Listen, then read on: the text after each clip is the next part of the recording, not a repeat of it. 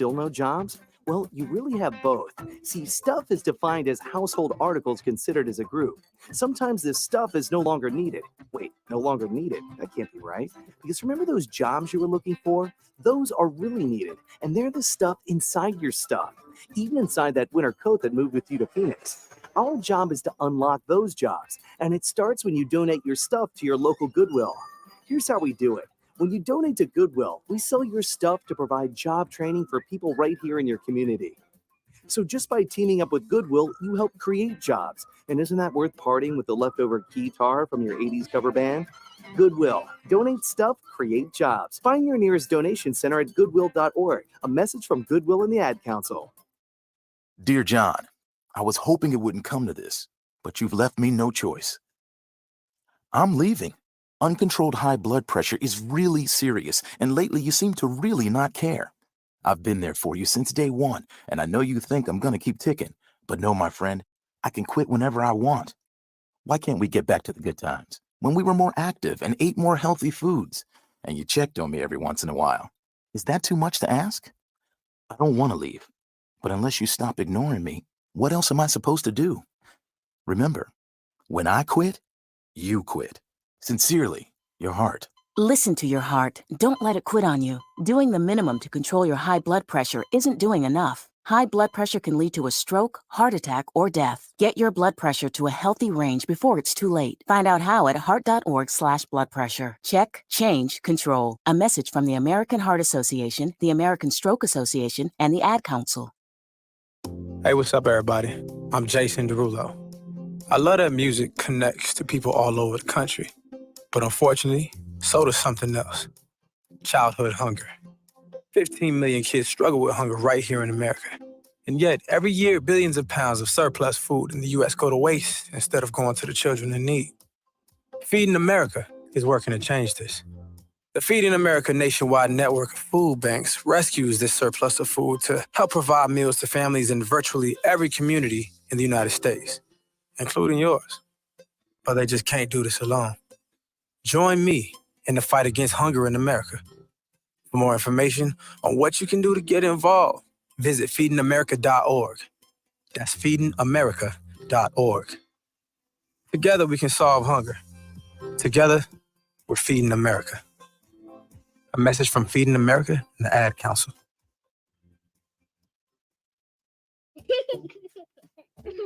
Hey, everyone. Let's all stop what we're doing right now and take a moment. That felt good, huh? Just like that, we had a nice, special sort of moment together. Of course, they don't all need to be quiet moments to be special. They could be loud moments, goofy moments, sporty moments, dorky moments. Moments where we talk or walk or just hang out. It doesn't really matter. They all count. Because every time dads like us take a moment like that to spend with our kids, well, it's pretty momentous. Sounds like somebody agrees. So let's take a moment to make a moment.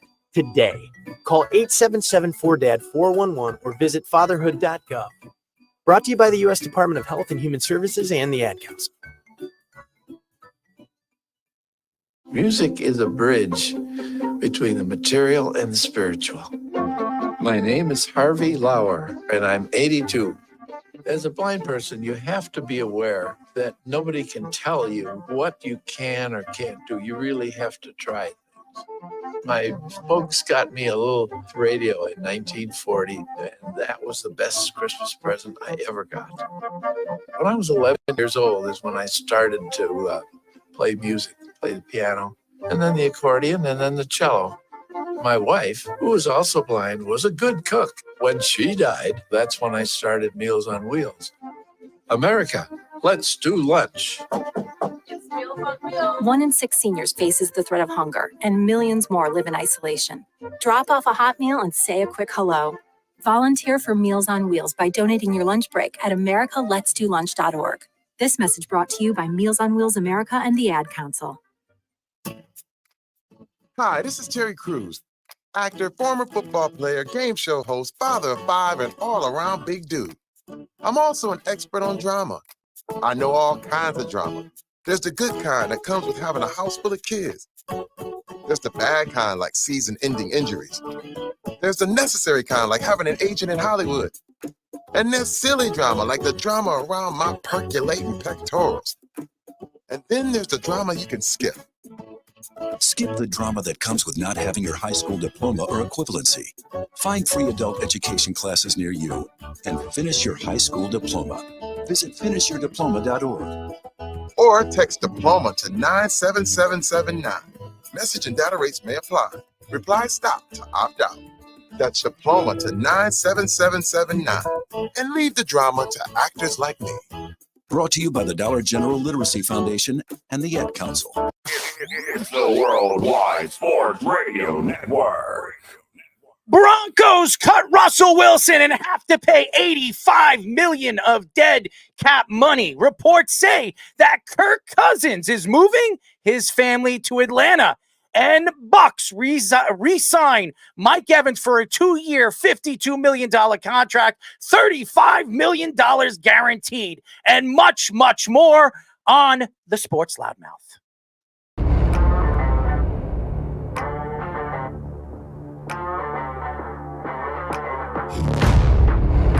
Doc Rivers is going to have Damian Lillard run very fast out of town.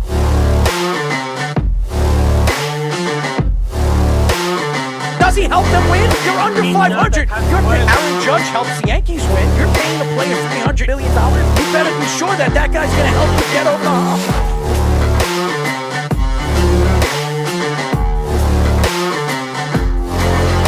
For some reason, this guy is completely lost on calling plays. Maybe he's a therapist.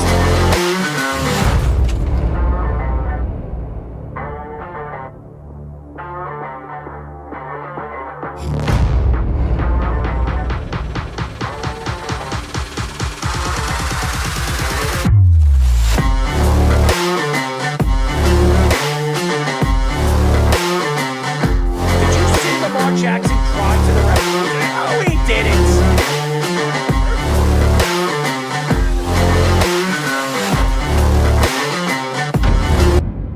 We are back for a new show of the Sports Loudmouth. My name is Errol Marks. My co-hosts, Speedy Petey and Sean Smith, will be with us in just a few moments. Remember, ladies and gentlemen, you can listen to us and follow us by going to our website at www.worldwidesportsradio.com. Check out all our shows throughout the week, including the Loudmouth with me, Speedy Petey, and Sean Smith, every single, yes, you've heard it, Wednesdays and Thursdays at 7 p.m. All you have to do to check out our shows and our local listings is you go to our website at www.worldwidesportsradio.com. And by the way, you can call us at 631-672-3108. Speedy Petey, what is up, my friend? Well, I have to give a shout out to two former New York athletes that did not have very good sour endings when it came to their careers. Shout out to Yankees legend Josh Donaldson for retiring and the great Jamal Adams for getting cuts. What a legend, let me tell you. Sean, what's up, buddy? Nothing much, man. Just another day living the dream, man. You know. Are you sure it's not a nightmare? Because it could be a nightmare. Nah, I don't have nightmares. I do. I mean, I live in this world. It's always a nightmare. Listen, we live in a world that's just craziness. And why do we talk sports? Why do we get into sports media and broadcasting? The reason why is we hide all the craziness that's going on in the world. And we just get into the nitty and the gritty of what's going on in sports. And we have a great show lined up for you. But before we get into that, it was a crazy weekend for me, man. It's just, I don't have any luck. I mean, my car, I have gone through 3 alternators. Yes, you've heard it. 3 alternators in 2 years. And I just don't have any luck. I don't have any luck with cars. So you know what I'm going to do? I'm going to just take my car and throw it in the garbage. If I could pick up my car right now, like a Matchbox car, and throw it in the garbage, I do that right now. And by the way, it's not a piece of garbage car. Speedy, you know, it's not. It got to be a piece of garbage car because you have an alternator, 3 alternators in 2 years. What kind of car is it? It's actually a Chrysler 200. So Chrysler 200S. It's a 2014 Chrysler 200, and by the way, it's very, very nice. It just, and I take very good care of it. I don't beat it up. I don't do any of that. But I might have a surge. They either said a short or a surge problem in my car, so I don't know. But I am going to be putting in a new alternator this weekend. But it's been crazy. It really, I just don't have any luck with cars. So. That's just my opinion there. But anyways, we have a great show lined up for you guys. At 8:30, we'll be talking to Sports Illustrated Fan Nation Mets and Yankees reporter Pat Ragazzo, good friend of the show. We love Pat. And by the way, shout out to Pat for letting our interns interview him this past weekend. So we love him for that. At 9 o'clock, we'll be talking to former Steelers, Cowboys, Ravens, Bengals, and Giants quarterback Anthony Wright. He's been on our show. Great personality. He was a part of the 2007 New York Giants championship team. Yes, he was the backup quarterback for Eli Manning. Guess what? Guess what, though? Guess what school he went to? Oh, let me guess. He was a Gamecock? Yeah, he was. He actually was. We was teammates. We was teammates in Cincinnati. Oh, how wonderful. Another Gamecock. It seems like we're all Gamecocked out of here. Oh, just wait until the day we end up getting Spencer Rattler on the show. I will go crazy. I will go crazy if the New York Jets draft him in the third round. No, you said you were completely beat out of being a Jets fan. I wouldn't even be a Jet fan anymore. I will not be a Jet fan. If they draft him in the third or fourth round, which he's projected to be a third round draft pick. Yes. If they draft him in the third round, I am going to throw up. Okay, I will be pissed off. I do not want to see that guy on my roster. I do not want to see that guy on my team. And he also is a Gamecock, which pisses me off. Carl has a question for you. More starting quarterbacks for the Jets season or Errol's alternators replaced? Errol's alternators. Okay. Broncos cut Russell Wilson and have to pay $85 million in dead cap space. And by the way, when you look at Russell Wilson, he has a pick of litter. He can go wherever he wants. He can go wherever he wants. He could take the veterans minimum, or he can go and he could get signed by somebody. So we will see what Russ is going to do in the next couple of weeks. Reports say that Kirk Cousins is moving his family to Atlanta. So what does that say for the Minnesota Vikings? What does that say for our friend, Mr. Jefferson? It looks like his quarterback is sayonara. So I don't know, but that's an interesting story. The Bucs re-signed Mike Evans for a 2-year, $52 million contract, $35 million guaranteed. Great contract for one of the best wide receivers in football. He's a great wide receiver that I told you that was going to stay there in Tampa. Yeah, and so did Jeff. Jeff said the same thing, and he wanted to stick it to me when that story came out. So thank you to Jeff for pissing me off, as he always does. Recapping the best quotes from the Combine, recapping also which players got the franchise tag and which didn't. What has been the impact of marijuana use in the NFL? We will get into that. Johnny Manziel says he is boycotting the Heisman Trophy and ceremony until Reggie Bush gets his Heisman Trophy back. Jalen Brunson suffers a non-contact knee injury. MRI says it's not a significant injury, but it is a bruise, and it's not a tear. So we will get into that a little bit later in the show. But it's going to be a great football show. And like I said, we have an ex-football player and a Gamecock, ladies and gentlemen, coming on the show a little bit later. So I know everybody can't wait for that. Including Sean, who absolutely adores that. NFL Network's Ian Rappaport reports that the Broncos will cut Russell Wilson at the start of the new league year on March 13th. The Broncos will have to take a combined $85 million of dead cap hit in each of the next 2 seasons. The Broncos cutting Wilson avoids them the $37 million injury guarantee they would have had to pay him. Wilson had an 11-19 record with the Broncos with 42 touchdowns, 19 interceptions, and a 6,594 passing yards. In 2 seasons with Wilson, the Broncos offense was 26th in the NFL and 27th in yards. Wilson is 35 years old, and will likely join another team on a veteran's minimum salary next season. I believe Russell Wilson has a lot left in him. I do. And watching what he did last year shows me that he could still play in the NFL. Now, is he going to be a starter in the league? I don't know. Probably not. He's probably going to have to fight for a starting job wherever he goes.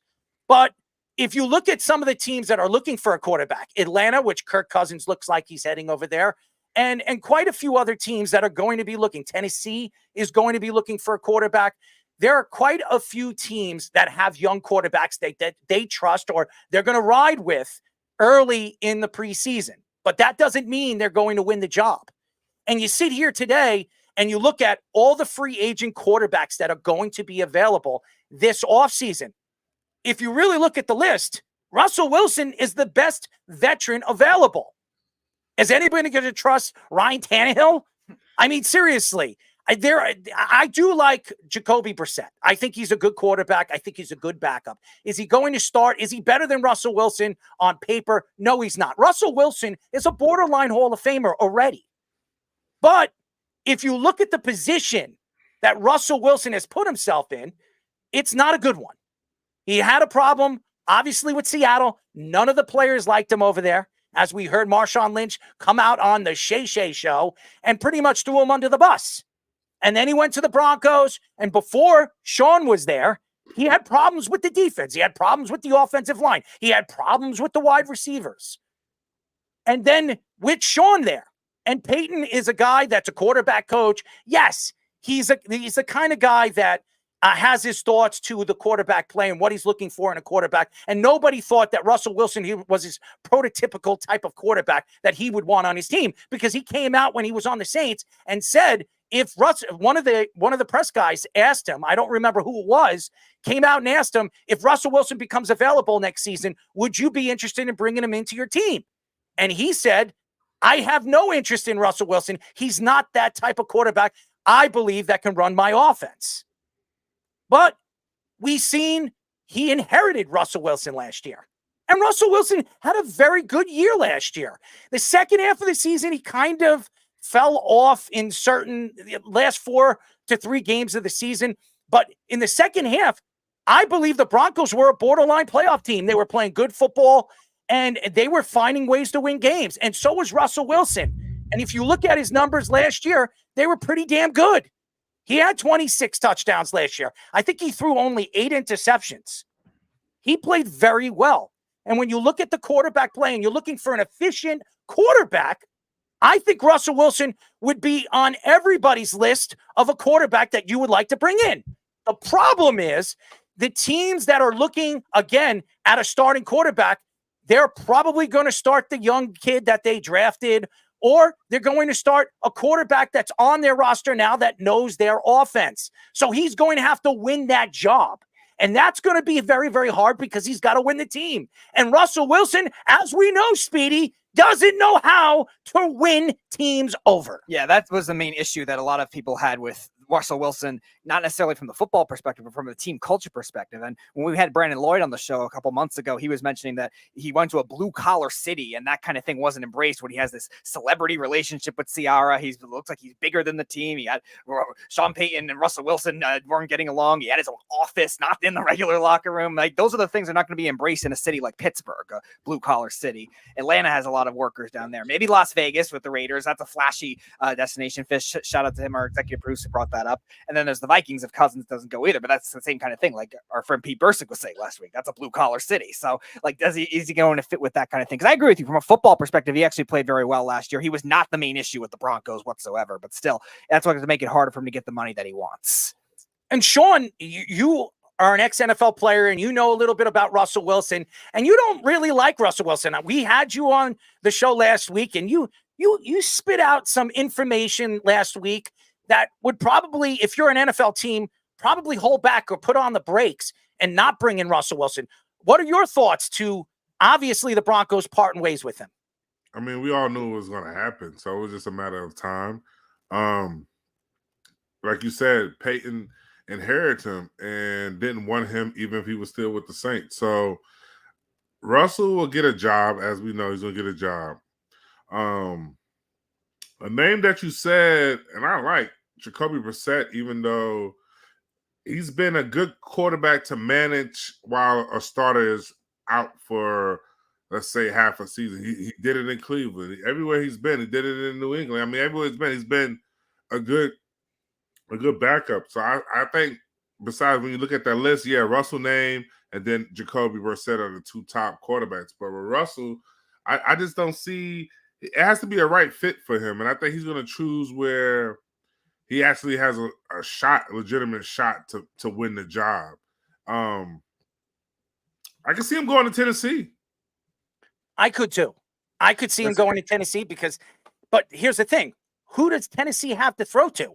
I mean, they have Hopkins there, and he had DeAndre Hopkins had a pretty good season last year. People forget that he's still on the team. He's still on that roster after deciding to sign the 2-year deal.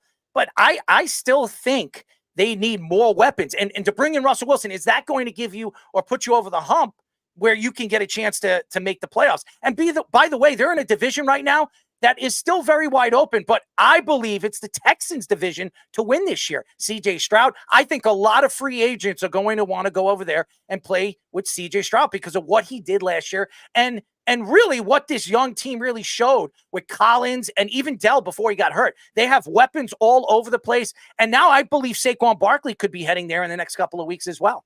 And again, they're also a team that had to shed a lot of money in order to do it. Now they have a lot of cap space this offseason. Yes, they do a lot. Maybe they make something work with their offense, but this is a team that had to shed a lot of good defensive players outside of Harold Landry and Jeffrey Simmons, pretty much losing that entire defense. And then their offensive line got all decimated all at once as well. So the other three teams are all young in that division on the uptick. We'll see if the Titans can keep up at that point, but maybe that's the start if it's a bridge quarterback to help out Levis, who showed some flashes, but was still relatively inconsistent his rookie year. But like you said, no one to throw to right now because Treylon Burks, all he does is get hurt, and then the tight end position's inconsistent, and Derrick Henry's now gone.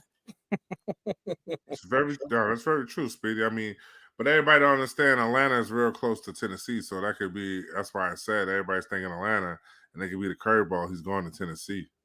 Well, Tennessee's the flashy city, like I was mentioning before, like the Raiders are. Like, I was talking about Brandon Lloyd. We had him on the show in January. He was mentioning that a blue-collar city with a Hollywood-type flashy quarterback is not an ideal fit. That's why the Steelers, that doesn't fit for that kind of logic either. But the Titans, Nashville, that kind of thing does fit for that, at least. And there's a foregone conclusion that Baker Mayfield is staying now with Tampa. Now that Mike Evans signed that big contract, it seems that that's where Baker is going to land. There were so many teams looking at Baker Mayfield because of the season that he had. And then obviously the coach going somewhere else. There's a lot of questions about where Baker Mayfield was going to go. But now that Mike Evans just signed a contract with Tampa, I don't think he's going anywhere. So it's Kirk Cousins, who is definitely going to be available, but it seems like it's a foregone conclusion. We will get into that in just a few moments, that he's probably heading to Atlanta. Russell Wilson, Baker Mayfield, like we said, Ryan Tannehill. You have Gardner Minshew. I don't think he's much of a big name. Jameis Winston, stay away from him. Jacoby Brissett. Minshew's all right. Minshew's another guy that could fill in and win some games for you. Yeah, he can, but he's not a starter. I don't think he's a starter. But any of these guys that's a free agent quarterback right now, besides Russ, Cousins, and Baker. Cousins. And Baker and Ryan Tannehill, too. Ryan Tannehill could start on any team. No, Tannehill's washed. He's washed. Really? You think he's washed? I don't think he's washed. I think he could start. He's washed. He's best bet for him is go reunite with Arthur Smith. Arthur Smith, the same guy that ruined Kyle Pitts and Bijan Robinson. Well, he didn't ruin Bijan Robinson. I mean, you guys got to look at it, too. I know Arthur personally, but the game plan and everything, he's not the one dropping the balls. He's not the one fumbling the ball either. He's not the quarterback. He's also the one that's giving them less than 10 carries a game. So, I mean, not ideal circumstances. Speedy, how can you get the ball if you're losing? You got to throw the ball. You're not running the ball when you're losing badly. Their defense was good. How do you not throw the ball to Kyle Pitts? This guy was a top 7 draft pick. He was one of the best tight ends his rookie season. And then all of a sudden he falls off and you don't even know where he is the last 2 years. And that's because of Smith. Didn't he get hurt? Didn't he get hurt too? No, he played. Nagging injuries. Yeah. There wasn't much of it. But he played the majority of the games. This is the thing, though. When you have nagging injury as a professional player, you cannot be productive. You can't. Because you play in the game, you can play in the game, and guess what? Oh, we thought we was gonna get 30 snaps out of you, and they only got 12 snaps out of you. But I'm looking at targets too. Like he barely got any targets. That's how was Atlanta offensive line? They were fine. They were pretty good last year. They were great in 2022. Yeah. They were good last year. Who got the most targets for Atlanta? Drake London, wasn't it? Drake London. Yeah. Drake London. They forced the ball to Drake London. They had to, because again, they don't have another choice. And that's the other point. Well, they had Kyle Pitts and they had Bijan Robinson. Right. And Sean, come on, they had nothing. Yeah, Sean, that's the other point. They had weapons all over the place. That's the other point too. Like they have two out of three of those. They had Hollins too, didn't they? Yeah, they had Hollins, and it's not like it's not like they had all right. Kyle Pitts is losing targets because Bijan Robinson's carrying the ball 30 times. No, he wasn't doing that either. Tyler Algier and Cordero Patterson, they had all these other random guys they had in the ball too. Jonnu Smith was getting targets. Cordero Patterson is not a wide receiver no more. He's a running hybrid, back. Yeah, he's a hybrid / tight end. He's a trick play guy. Right, but even he was getting. Wasn't he a Pro Bowl player 2 years ago? He was. Arthur Smith's first year as a head coach in 21. Yeah, 2 years ago. Was very good. But besides that, he's kind of a gadget player, and he was still getting more touches than Pitts. Yeah, but that was a problem this past year too. When Patterson was on the field, did he get the ball enough? No, they were feeding the ball to Bijan Robinson. They were feeding the ball to Drake London. That was the problem. And by the way, Arthur Smith, who Speedy absolutely loved when Atlanta brought him in. His first year, he was very good. Speedy loved him. And I sat there and I said, this guy stinks, okay? And I'm telling you, teams are going to figure him out the second year. And what happened? They figured him out. And what did he do? He stopped throwing the ball to Kyle Pitts. How do you do that? But this guy is see, this is the thing. He's an athletic. This is where you guys getting confused at. He's not the one throwing the ball. He calls the play. The quarterback has to get the ball to the receiver. Period. Whether it's to the left, right, whatever, the tight end, whoever it is, he's the one throwing the fucking ball. Okay, but they still get involved in primary route concepts. I'm not a big fan of Ritter, anyways. I'm telling you, Speedy. I know you guys never played in the NFL. I never played in the NFL. But I'm just trying to tell you, there's politics. There's a lot of things that's being said that, hey, we have to give this guy the ball. We throwing the ball to him. It's teams that will take a guy and not throw the ball to the guy so he won't hit his incentives and his contract. Well, yeah, that's a front office issue that teams will do. Like, we don't have to pay this extra bonus to a guy. That's ridiculous. Ladies and gentlemen, Sean Smith is an Arthur Smith fan. Are you related? Are you guys related? But I told you guys I was an Arthur Smith fan because he's a guy, one of the guys in the building, game plan, everything. Is that like, guys, and I say this over and over and over. You're a professional athlete. To be a professional athlete, you have to be a pro. You making more money than the fucking coach. The coach just give you a game plan, but the game plan is here. You still got to go out there and react. I understand that. Sean, I've never played in the NFL, okay? So I understand what you're saying. I'm not saying that, but I'm just saying I'm just trying to prove a point to where, like, hey, you saying he ain't getting these targets, but let's go back and look. Was he really open? No, or did the quarterback miss the read? I don't know. I don't know if you watched a lot of Atlanta Falcon games, but I did. And I'm going to tell you this right now. Kyle Pitts was open. He was open a lot. Speedy, am I wrong? In 2022, he was open a lot. I believe in 2022, I'm not sure about last year, but in 2022, he had the most uncatchable passes by tight ends. And I understand it's all about the quarterback. The quarterback's got to get him the ball. We all understand that. And we all didn't like Ritter, okay? We know who he is. We know where he comes from in Cincinnati. I understand that. But the problem is when you look at a beast of a man like that, you got a 6'6", 6'7" tight end that can jump, that can catch, run a 40. I think he ran a 40 in like 4.6, 4.5 or something like that. And it has a tremendous athletic ability, big hands, and can catch anything. When he was coming out of the draft, everybody said he was a sure thing. They believe Bowers is a sure thing this year. We also remember O.J. Howard, who was an absolute bust from Alabama. So we're going to a guy like Kyle Pitts. I think Kyle Pitts still has a lot left in him. I could see him go to Dallas. I would love to see him go to Dallas. You know, Dak Prescott's going to love a player like that because he can run every single route, and he is a blanket, man. He is a big man. And I never understood. They gave Smith the ball more than him. CD needs the ball, though. Yeah, but they still need a better second target than Brandon Cooks or Michael Gallup. They didn't even use him blocking, and he's a good blocker too. They sat him on the bench most of the time. It made no sense. None of it made any sense. Especially in the red zone too, was very weird. It was weird. Somebody in Atlanta needs to give you the real reason why he wasn't getting the ball or something. Yeah, why don't we ask Arthur Smith? Maybe you should reach out to him since he's your buddy, okay? Reach out to him so we can get him on the show. I would love to hear the excuses come out of his mouth. Anyways, who do we have on the phone? We got Snug. Snug, what's up, buddy? Oh, my goodness. I had to call in today because it's a very special day, especially to you, Earl. What, are you taking a shower? You're taking your first shower of the year? Well, no, I only do that once every 10 years, and that's when the county shows up with the fire hoses. So, 6 years to go. I'm good. I can smell like shit all I want. But today is National Oreo Day. Oh, and Michael C. Like, I know that you had a special hiding place where you keep your Oreos. Mikey C told us on air. I don't think you're supposed to say that. No, that wasn't me, first of all. That was Mikey. How I remember this story. Well, of course you remember a story to attack me, smart ass. I don't.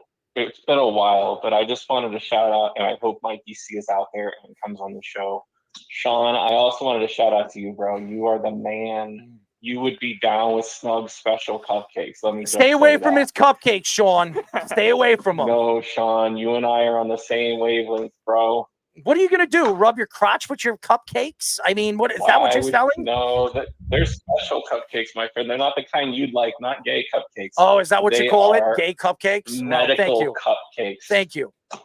You know what? The ones you like, you and the Beeve make for each other, right? Oh yeah, me and the Beeve. Different things, different places. I don't care. That's cool, man. Sell cupcakes at his deli. Nobody loves cupcakes like you do. Okay, so whatever it is, whatever you call them, deli cupcakes. You can do whatever you want with them. I don't want anything that you make because God knows what you do with them. Okay, I have no interest. Why don't you send it to Jeff, your butt buddy over there? I mean, I know he'd love them. Snug, you should send Sean some of your cupcakes, and you should send Sean a custom shirt for him. Oh, don't send him a custom shirt. I mean, this guy. You should, Sean, have him wear his attire to the studio. You'll get it. You'll love it. Never.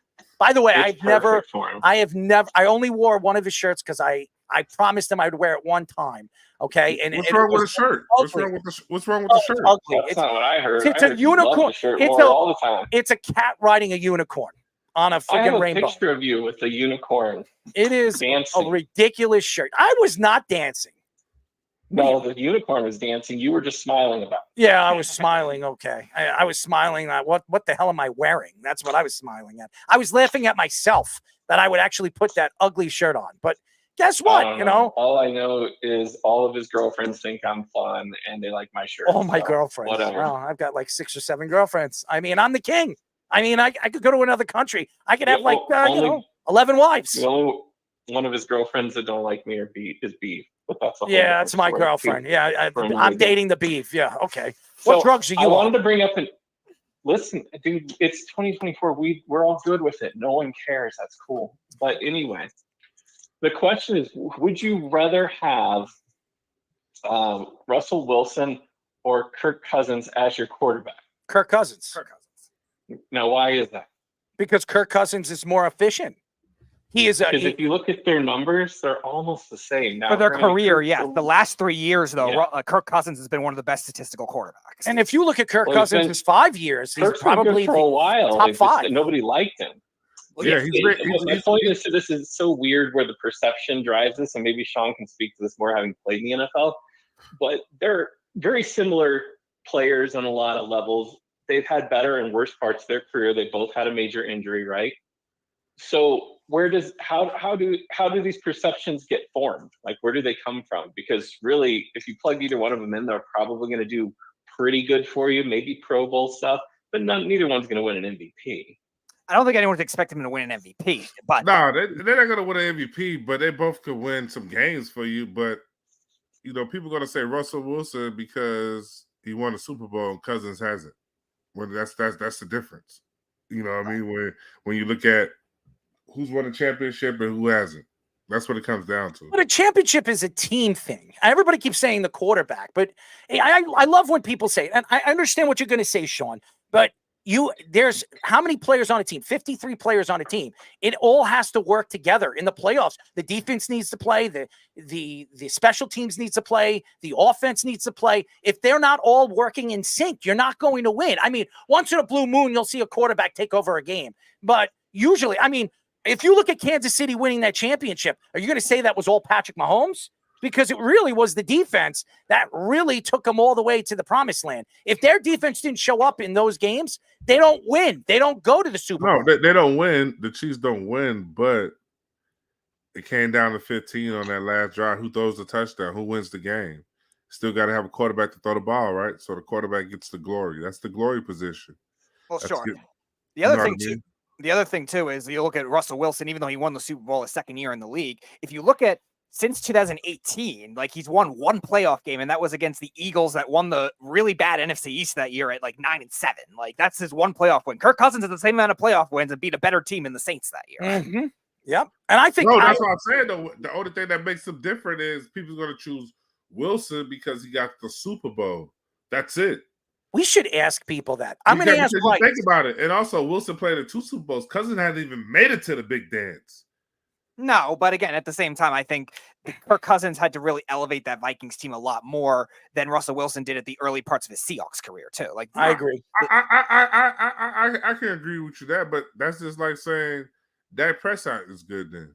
Well, again, Russell Wilson's best years were 2015 and 2019 when the Seahawks defense wasn't as good and he had to carry those, but they didn't make the Super Bowl. And here's the problem, Sean. Everybody wants to attack Dak Prescott, and he is not good in the playoffs. We all know that, but there's a lot of quarterbacks that weren't good in the playoffs. Peyton Manning wasn't good in the playoffs. He wasn't. I mean, if you go, and by the way, if you look at Peyton Manning's record against Tom Brady in the playoffs, he has a winning record against Tom Brady. He was 3-2 against Tom Brady. Peyton Manning got how many rings? I understand that, but rings have to do with the team. No, I don't care what it there's no I in team, right? There's no individual. You can't. There is an I in win. All right, prime Okay? example. This is a prime example. I'm going to tell you. You can't do this fucking show by yourself, can you? I actually have. No, I could do it. I could do it. I've done it before.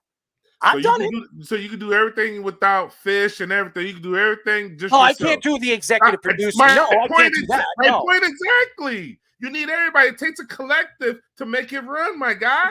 And I understand that. So there's Tom Brady. There's individual goals that you may and achievements you may get, but it doesn't happen without the team. Even if you work in corporate America, the boss doesn't get it done if he doesn't have a great secretary.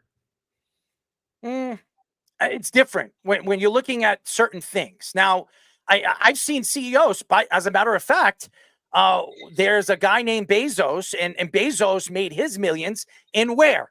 In his house. He did it in his garage. He made millions and millions of dollars. He became a multi-million-dollar, man by himself. He became a Fortune 500 organization because of himself. He didn't have 1 million people working for him. Now he has everybody working for him. He has, the whole world working for him. So yes, I would agree with you to hold up and build a company and a corporation. You're absolutely right. But if you're going to sit here and tell me, oh, it was Tom Brady, he was the reason why they won all those Super Bowls, that's a bunch of what. No, defense wins championships. Don't get me wrong. Defense wins championship, but don't get me wrong. Ever since Tom Brady done left, what happened? I understand, Mac Jones, but there was a lot of what happened. And Tom Brady goes and leave and does what? Win him another Super Bowl. He went, yes, and he also went to a great talented team. You had a great talented team. I mean, look at the team around him. The defense was one of the best in the league. Okay, I mean, we could go up and down that roster. I mean, half of them were Pro Bowl players that year. I think they had 8 or 7 Pro Bowl players. You're going to say it was because of Tom Brady? Oh, Tom Brady plays defense, right? Is that what you're telling me? Because he doesn't. He's not a running back. God knows he can't run for crap. So he could if he wanted. He runs faster than your ass. I'm sorry? He runs faster than you. I bet you he can. I bet you can.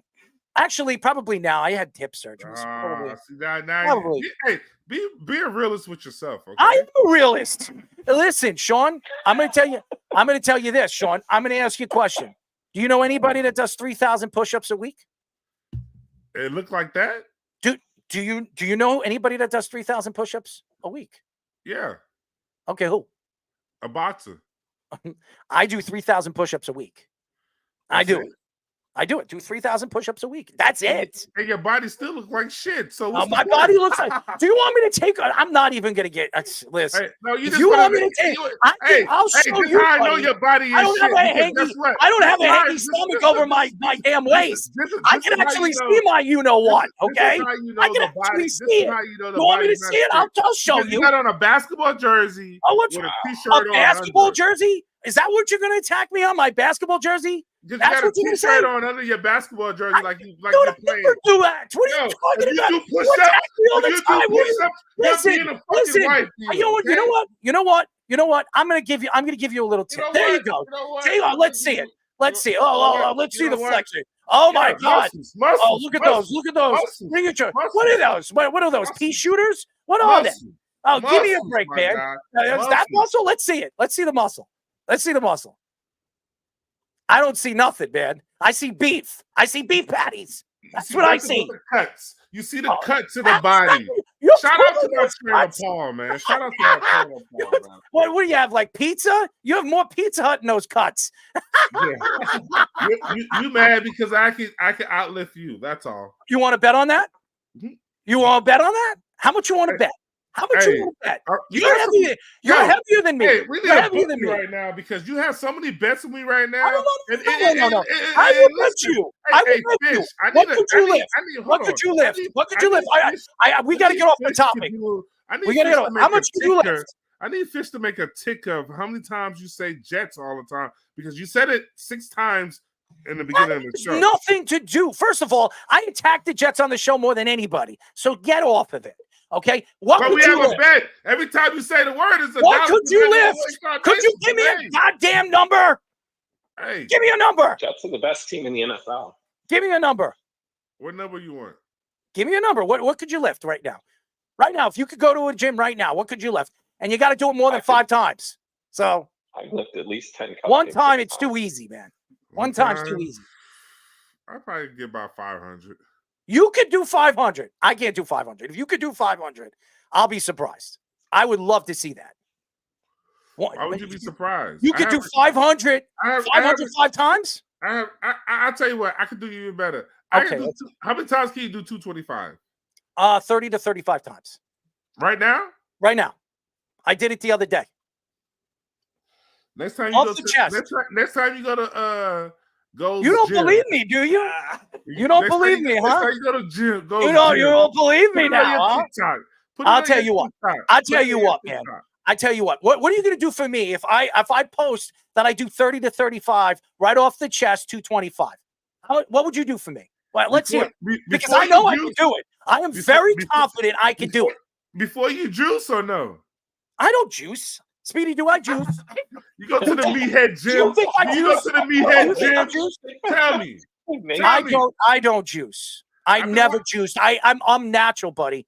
I've never touched this stuff. Never will. What is your body fat right now? I don't What is even your check. body fat right now? What is your I don't know. body I haven't checked my BMIs. I haven't gone to that kind of doctor in a while. Like it was like 7-8 years ago. The last time I went to that what do they call that doctor? I forget. But I've checked my BMIs. But I don't know what it is right now. I can't. I'm not going to lie to you. I don't know. I've never checked it. I'm not going to sit here and bullshit you. And if I wanted to, I would. But I'm telling you right now, I'm not going to lie to you. 30 to 35 times off my chest. There's no doubt in my mind I could do it. So, and I did it the other day. He said off his chest. People were watching Speedy, me. Boom, Boom. Right off the chest, baby. Right off the chest. I've got pecs, baby, not lobster joints, okay? I don't have boobs. I have pecs. I have cuts. All right. Yeah, you got a beautiful rack. I'll give it to you. All right, Snug. Thank you for calling. Well, real quick, I want to shout out to Speedy, shout out to Jeff, Mikey C, Matty Caps, Champions League Soccer. Although you have a soccer ball in your intro, I wish you would spend more time talking about the most popular sport in the world.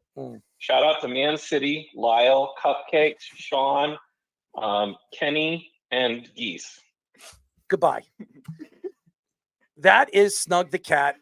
He probably took his first shower of the year, and that's why he called up. It was nothing to do with the cupcakes. Hopefully Lyle didn't hear that because he was shouted at Lyle and Man City consecutively. I don't know how much Lyle's going to like that.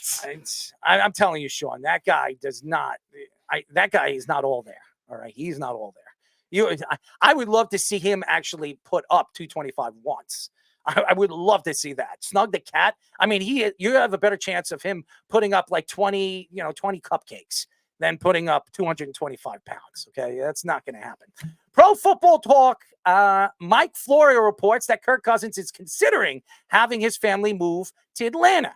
Cousins' wife is from Alpharetta, Georgia, and has parents that still live there.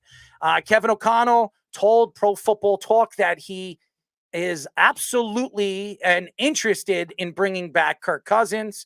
The Vikings are also likely to give Justin Jefferson a deal over $30 million per year. The Falcons are also betting favorites to trade for Justin Fields if the Bears decide to move him. The Falcons currently have $37.6 million of available cap space. Oh, I would love to see Justin Fields over there in Atlanta. I would love to see it with the young talent that they have over there. Drake London, Kyle Pitts, Bijan Robinson. I think they would be fun to watch. And with the speed that you have in the backfield with Justin Fields and Bijan Robinson, that would be an unbelievable offense. Here's the problem.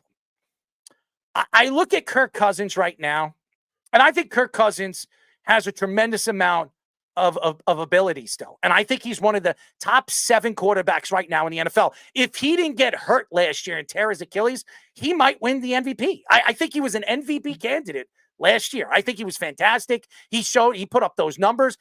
Who had better numbers before he got hurt? What was it, week 5, week 6? Yeah, I think it was only Tua at the time that had better numbers. I'm talking about full from the whole line. Yeah. I thought Kirk Cousins had the best line when it came to numbers. But again, Kirk Cousins is going to make a drastic decision, and he wants the money. And he's not going to take less, even though Justin Jefferson and the Minnesota Vikings want him back. Now we had Pete Bursick on last week, and he believes that Kirk Cousins will come back. He believes that he will re-sign with the Minnesota Vikings. And I told Pete, why would he go back there when he can go to another team, make more money, and have a better chance to win because he's in a better conference? And if you look at the conference right now, the Atlanta Falcons are in. Who scares you? The Saints? The Tampa Bay Buccaneers? We don't even know if Baker Mayfield's going back there. And even if he does, is Baker going to be able to do it back-to-back years? He hasn't proven that. The Carolina Panthers? Right? Carolina's in that division, right? Carolina? I mean, are you going to bet on whoever is going to be coaching? Oh, I know who's coaching the team. Baker Mayfield's old coach. Yeah, that's going to work. I mean, how long is it going to take that they've realized that, Bryce Young isn't the quarterback of the future for that organization? So you sit here today, Kirk Cousins is automatically the best quarterback in that class, in that division. And I would bet Kirk Cousins has the best chance to win that division. And I'm telling you right now, Kirk Cousins goes there, it doesn't matter who the coach is. If he goes there, they're going to win at least 11 games. They're going to win at least 11 games. And he's coming from a division where I believe he was the best quarterback in that division as well. So you sit here, and I again, and you know this, Sean. When you look at the NFC, even though there were like 3 or 4 really good teams, the NFC was just not really that good last year. They didn't have enough. They didn't have a lot of talent there. In the AFC, even though the AFC underachieved last year, I think they're going to overachieve this year because I can't see some of those teams having the season that they had last year. There are teams like Pittsburgh. If they bring in a quarterback, if Pittsburgh brings in a quarterback with that defense, with TJ Watt and those weapons, I think Pittsburgh could win that division. You still have Baltimore in that division. You still have the Bengals, Joe Burrow coming back. I mean, and then you have obviously Justin Herbert, and you have Jim Harbaugh. You have your Kansas City Chiefs. You have Buffalo. Back-to-back Super Bowl champions. Yeah. You like to add that. Back-to-back. You have the Texans. You have Indianapolis this coming year with obviously Richardson coming back if he's healthy. I mean, you have the Jaguars. They're a So fluke. The Jaguars are a Miami. fluke. Jaguars are a fluke. Miami's a fluke too. Oh, hold on one second. Why are the Jaguars a fluke? What makes them a fluke? Because the Jaguars that's one of the weakest divisions in the AFC. Not anymore. Yeah, Not anymore. Why? Because you got Houston, Jacksonville, Tennessee, and Indy. Okay, Indy's good. How many of them teams are going to make the playoffs out of that division? Well, I don't know. It all depends on how their offseason. Exactly. But you know how off seasons could change everything, Sean. Man, just because now they don't look like a team in a roster doesn't mean that can't change. No, but like I told you guys before, when I first came on the show, every team goes into training camp saying our goal is to win the division, make the playoffs, and win the Super Bowl. How many guys do you think really believe that? I do. Oh, you believe the Jets are going to win the division? No, I don't. Not right now. I mean, well, but again, Aaron Rodgers stays healthy and they actually could protect him. Anything's possible. Anything's possible. But I also believe that the Easter Bunny, could be possible too. So maybe he'll pop out. I'm going to win a Mega Million then. Yeah, right. Good All luck. right. You're going. Listen, we all know you hate the team in green. Okay. We all know it's not even. I told you. You hate him. Stop it. You hate him. Yes, you do. You absolutely disgusted by them. You don't even want to mention them. I can't even mention the name because I'm gonna win another dollar. It's so like funny.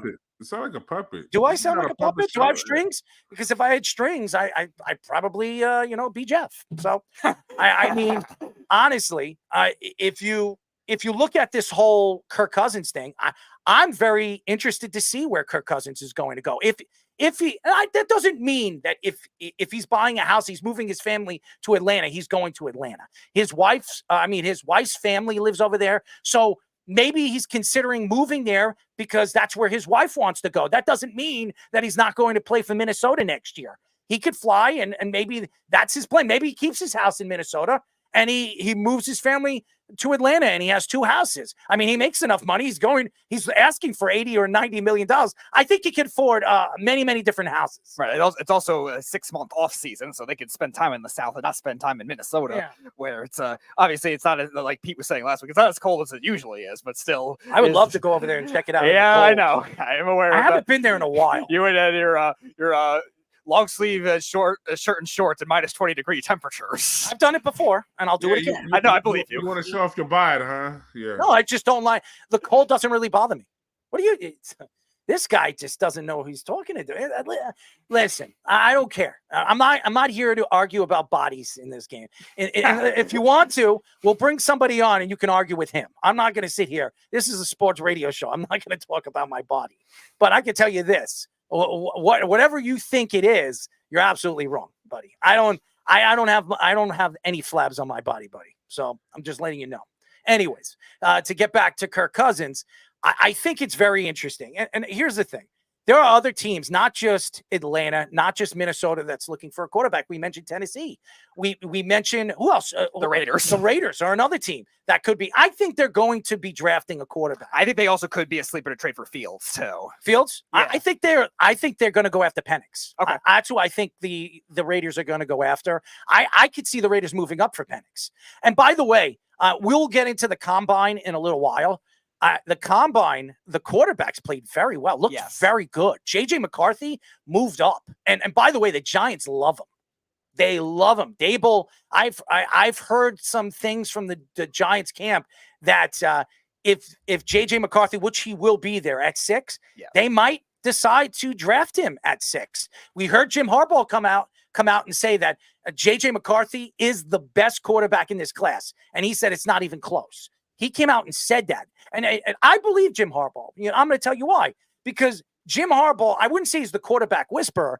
He's coached good teams in the NFL and quarterbacks that you wouldn't expect to be good. Alex Smith was not a good quarterback until Jim Harbaugh got over there. And he changed Alex Smith he became a workable. He went from not a very good quarterback to a quarterback that you can win a championship. Above average quarterback. Yes. Yeah. And then Colin Kaepernick, we all know what Colin Kaepernick was and what he is. And honestly, Colin Kaepernick was a running quarterback, but he worked out that style. He brought that style into the game and changed the game. I think Colin Kaepernick was that first, type of, that what do they call it? I wouldn't even say dual threat because Aaron Rodgers was a dual threat. So I wouldn't say I wouldn't say Aaron Rodgers ran at the same volume though, like Colin Kaepernick. No, Colin Kaepernick was the first. He would think run first, run second, then throw third. Right. Him and Cam Newton kind of did it at the same time, and then Russell Wilson a little later.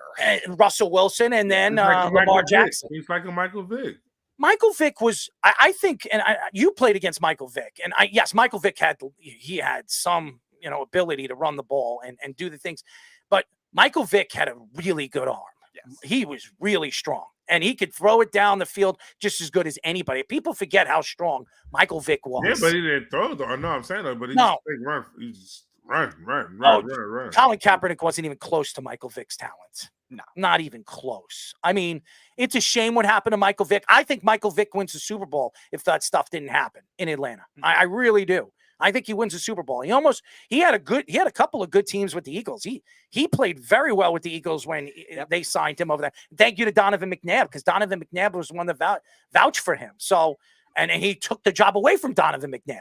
Right. So, and the Falcons built up the roster a lot better, like the 5 years after he left, after he got arrested and then obviously signed back with the Eagles. The Falcons made the playoffs 4 of those 5 years. They had a lot of good talent on that team. But going back to Kirk Cousins with this current Falcons team, that's a good fit for him, though, because they brought in a coordinator from the Rams and Zach Robinson as their quarterback, who was their quarterback coach, as their offensive coordinator.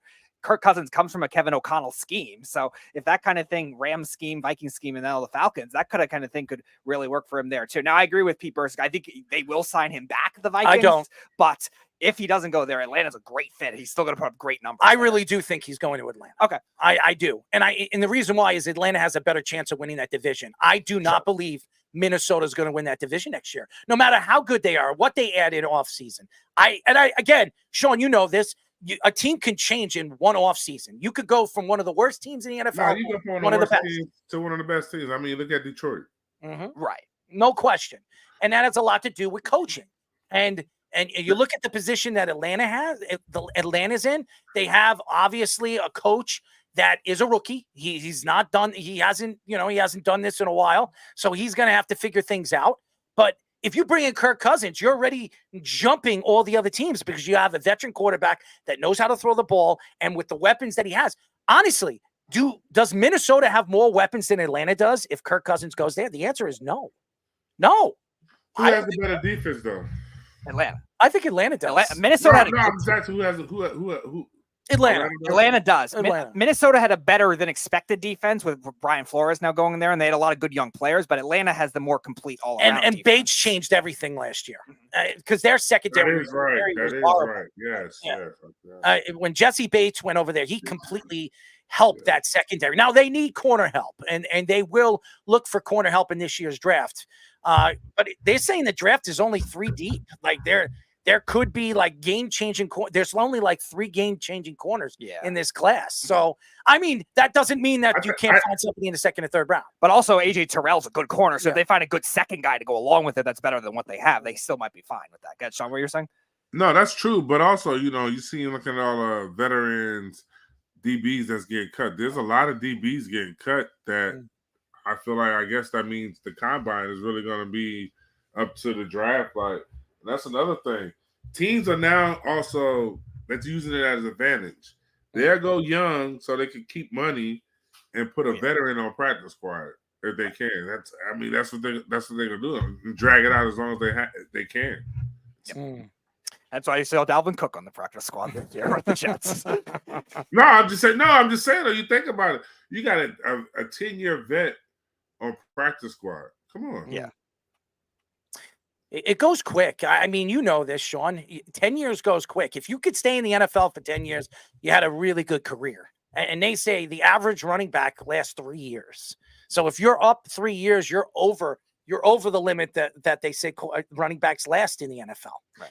NFL Network's Mike Garofalo reports that the Buccaneers are bringing back Mike Evans on a 2-year, $52 million contract. Evans will get $35 million guaranteed and $26 million per year. which is currently fourth highest among wide receivers. The Giants were reportedly pushing for a trade for Evans if the Buccaneers decided to franchise tag him. Instead, they franchise tagged Antonio Winfield Jr. Evans has had 10 consecutive 1,000-yard seasons, second most in NFL history, right behind Jerry Rice. Baker Mayfield will likely sign back with the Buccaneers as soon as well, likely around 4 years, $120 million. Evans' deal being $26 million will likely mean that younger receiver like Amon-Ra St. Brown, CeeDee Lamb, and Justin Jefferson will all get deals worth over $30 million per year.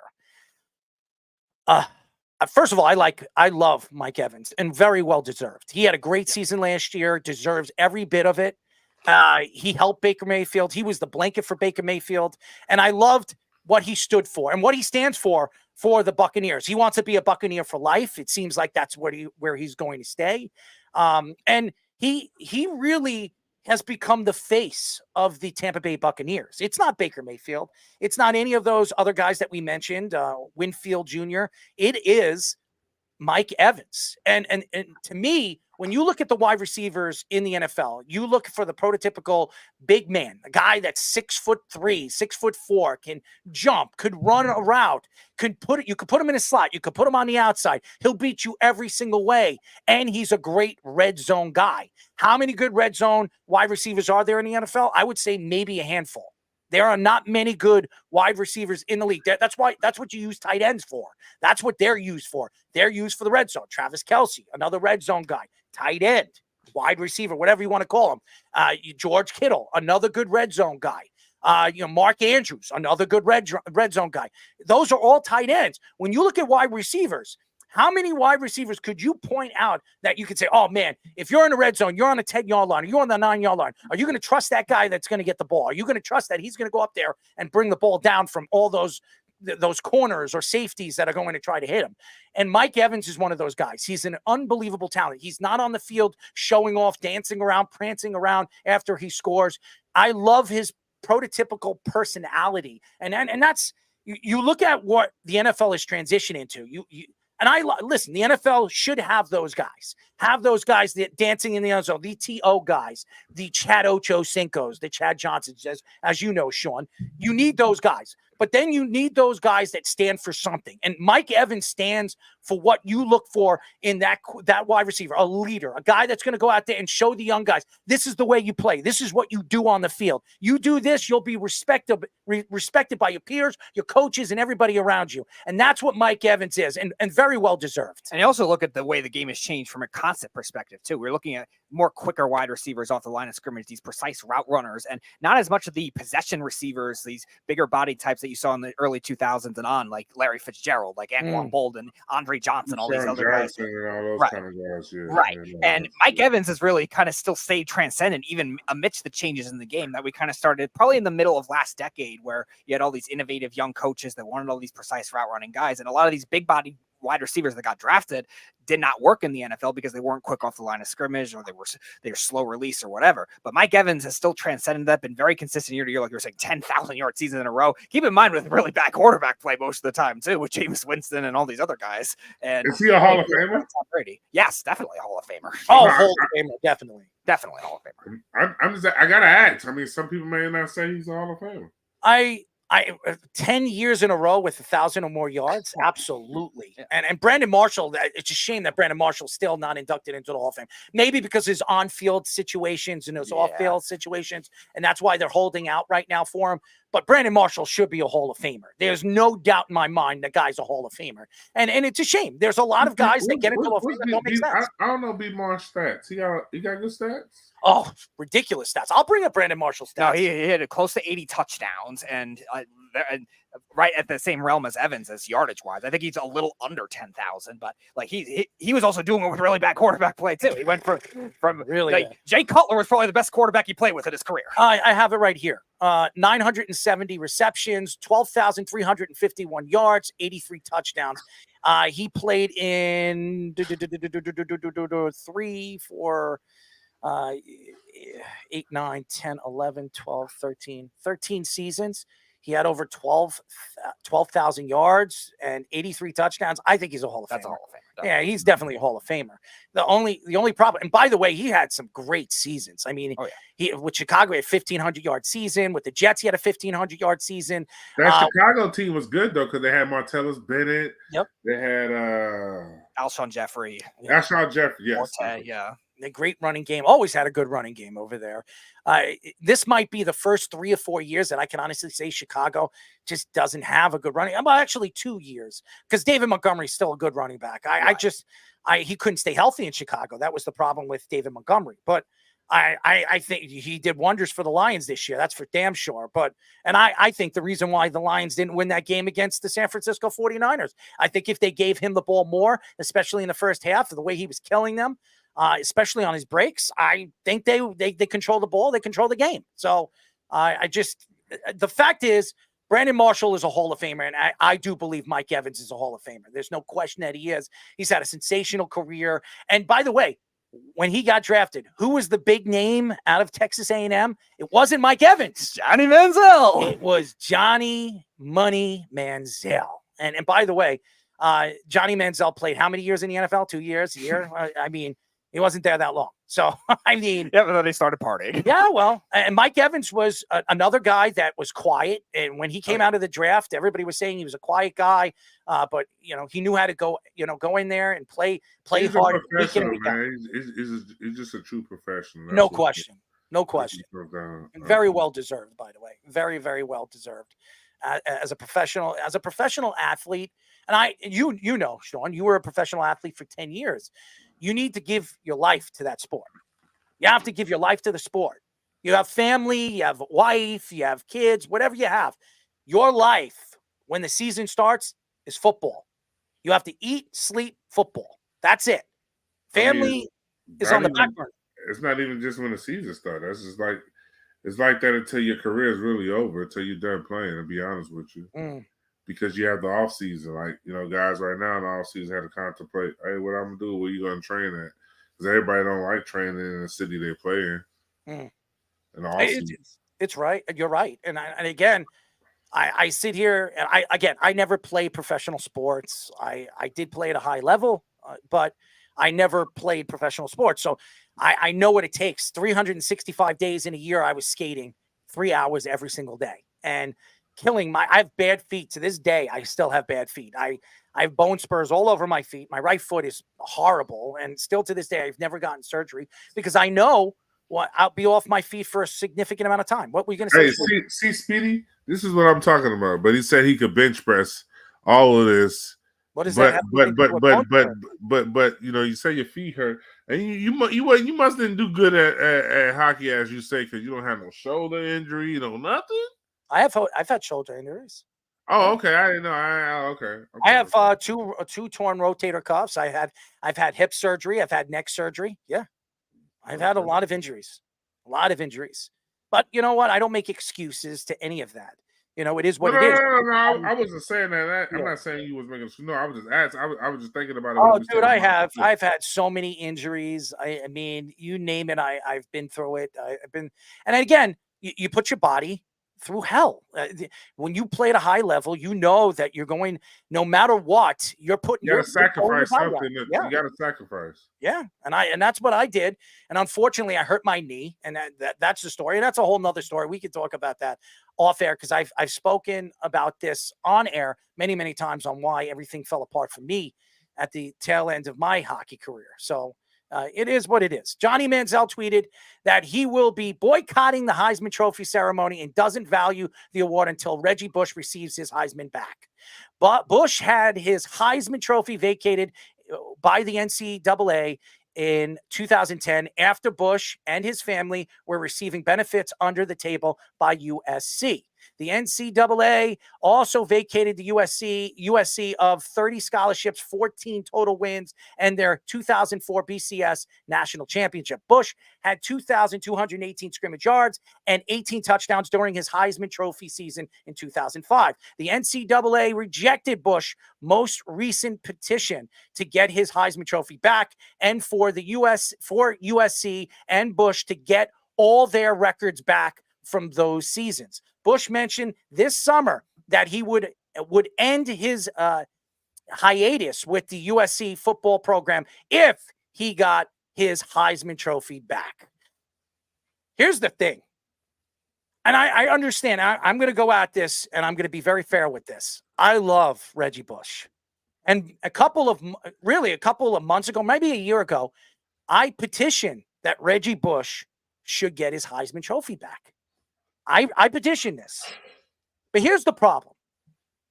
If you give Reggie Bush the Heisman Trophy back and you give back the BCS championship to the USC Trojans, if you give back to all of what you've seen the USC Trojans lose after they were accused of paying players under the table. And it wasn't just Reggie Bush, okay? It was many different players. And nobody, and a lot of that didn't come out because, you know what? They wanted to shut the door. The NCAA wanted to shut the door on it because it's been going on in college football forever, okay? And NIL deals should have been around for years. And I've been that guy for 7 years petitioning and saying that the NCAA should be paying the players. They should be making money off their own names, and they should have been doing that for years. But if the NCAA gives Reggie Bush back his Heisman Trophy and gives back the USC Trojans their wins, their championships, what does that say for all the different coaches that were fired? What is that going to say from all the other players that were vacated their awards and all the money that was paid to these players under the table that got away with it? Okay, so that's the problem right now. And I'm going to go back to what I'm going to clean up what I said the last time. Reggie Bush should not get his Heisman Trophy back. I'll tell you this: USC should not be keeping him away from the field. They should be respecting him as a player. It wasn't Reggie Bush's fault that the NCAA went after him and his family. It was USC's fault. It was the Trojans' fault. It was their fault. It was Pete Carroll's fault. All right? And I don't care what anybody says. Pete had a lot to do with it. Pete left USC to go to Seattle because he knew that USC was going to be vacated, so many different things and so many opportunities and scholarships for players. And that means you can't recruit as much. And the NCAA should not have the same leverage of power at this point. And I think you're to see that fall off a little bit more with the NIL deals, which are now getting a lot more prominent now. Fish just brought up the graphic with Caleb Williams, how much he got. And like, that's what was it, like $6 million? Yeah, it was like 8 different deals that he was looking at. Obviously, we've seen him all in the Wendy. They're going to have to learn how to control that. Sure. I think there's definitely going to be some level of balance that's going to have to come in. And I think that'll happen more, I think, once the conferences are realigned and divided a little more. But nevertheless, I think there's also a difference between a team accomplishment and an individual accomplishment too. USC recruiting all these other players under the table, because you're right, it wasn't just Reggie Bush that they recruited under the table in that 2004 team. That might have alleviated to say, all right, we're not going to let you keep your national championship. But in terms of the individual Heisman, Reggie Bush, that's a whole different argument to me than the BCS national championship. And Johnny Manziel is right to an extent where it kind of taint the award. But you're right. You're also right in the sense of the NCAA will have to do more in terms of a larger investigation to say how many other players also got benefits. That college basketball, college football, sure, all those sports. How about college lacrosse? Right. I mean, they're going to have to investigate all of that, and whatever they took away from all those teams. How about Duke? What they did to Duke, being accused of rape, and they never raped anybody. The NCAA stole their championship away from them. Right. And again, there's also, but you also know that when all these things happen with all this goes on, it's compliance. It's the own university that comes down with the sanction for the school. Yes. Oh, of course. It's not the NCAA. It's the school, the compliance department. Mm-hmm. I mean, I got in trouble with the NCAA for the compliance with NCAA. Well, South Carolina got in trouble when they recruited me. Oh, those Gamecocks weren't as clean as you claim they are. No, I mean, I was the number two. I was the number 2 defensive lineman coming out of junior college in the nation. It was me and another guy named Paul Broussard. God rest his soul. He got shot. Oh, damn. He got shot. He got shot, mistaken identity. Him and his dad was home. Horrible. Holy. Yeah, he was a dog, like a dog. So it's just, I don't know. It's curious to see what happens.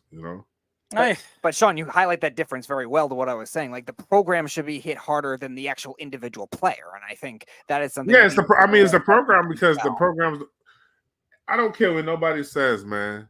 Steve Spurrier, Nick Sabian, everybody knows was getting paid back then. They had runners, they had guys that, hey, what is it going to take to get this kid to sign? Mhm. Well, his parents don't have no money, so the dad needs a job, or mom needs a job, needs a car, and they get it done. I mean, I tell people all the time. I mean, shit, I got taken care of when I was at South Carolina. I'm sure. You know what I Have you ever mean? seen the movie Blue Chips? I mean, I had situations like that. I went on visits. I thought I was being set up by the NCAA one time. It was $50K in the bag. Wow. My mom even know about. And even on signing day when I was signing, I signed with South Carolina, but the University of Auburn had bought me that's when the Cadillac Escalades first came out.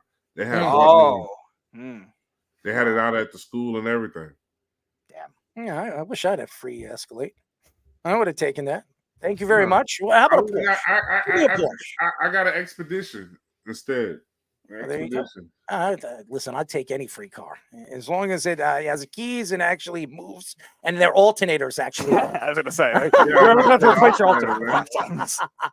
I've had some bad luck with alternators. I don't know. But Reggie deserves his on field, his talent. What you do on the field shouldn't take away your accomplishments. But these board members hold that against these guys' heads and deny them, the trophy back and all of that. Because I'll be honest with you, I feel like he still has the trophy at home. Maybe he does.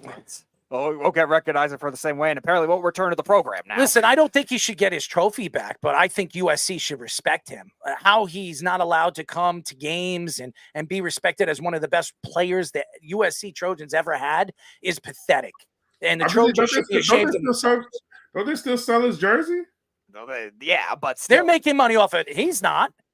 He's not making any money off of it. No, that's what I'm saying, though. Yeah.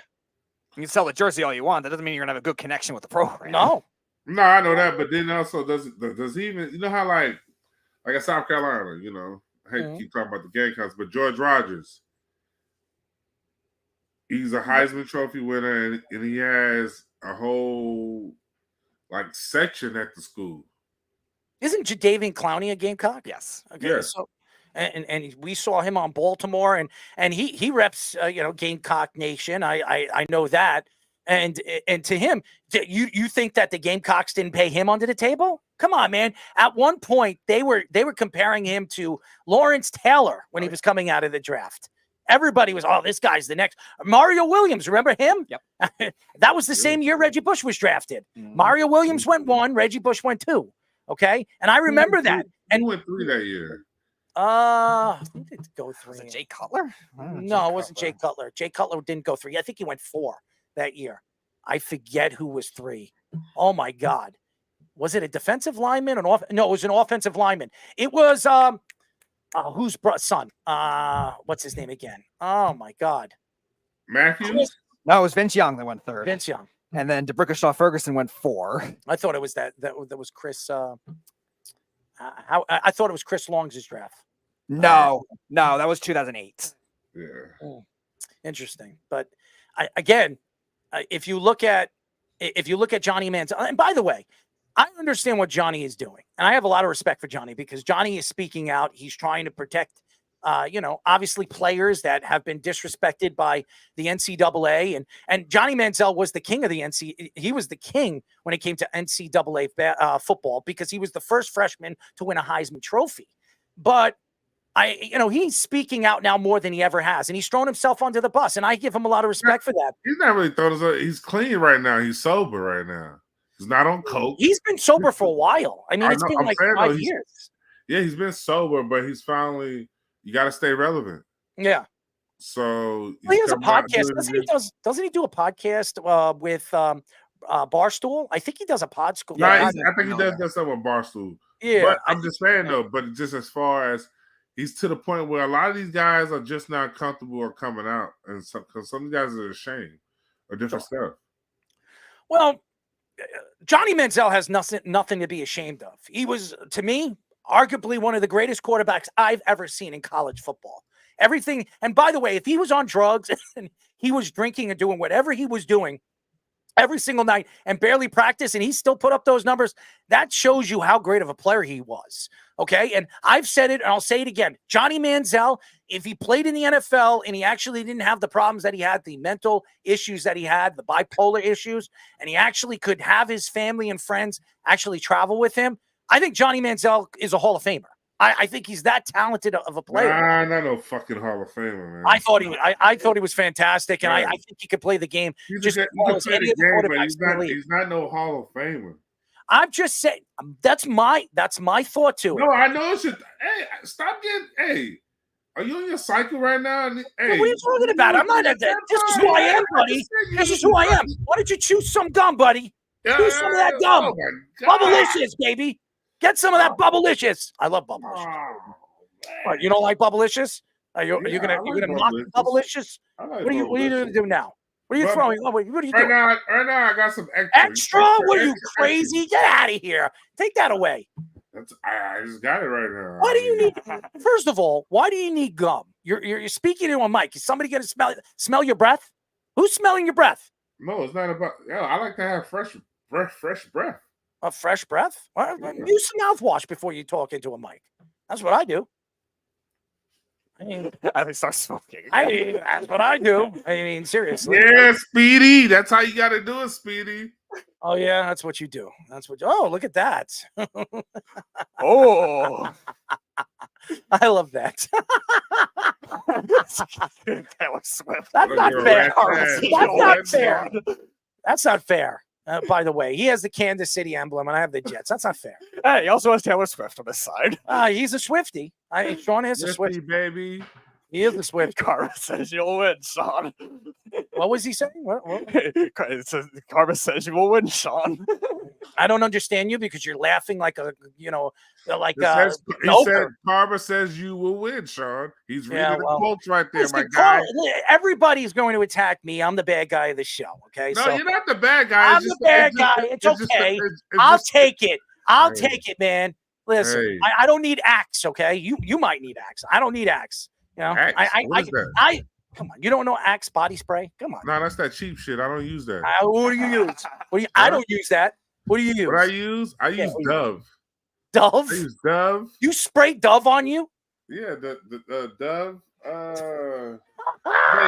That's my girl. My girl gives me Dove, and she gets me degree.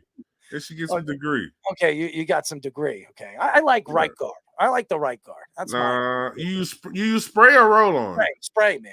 I like spray. Okay. I like spray. I don't like the rub on. I don't know. You look like a roll on type of guy. No, I'm a spray guy, man. Come on. And listen, I'm all about smelling good, baby. I gotta look good. I gotta smell good, right, Speedy? I smell good all the time. Hey, you always refer to Speedy like Speedy's always around me. Hey, Speedy's in the studio right now. Do I stink? Damn wingman, all right? Speedy is always around me. You always on Speedy. You always on Speedy case, and then you want Speedy to. Hey, Speedy, speak up. Drop your nuts tonight, Speedy. Lost the translation right over here. There he goes.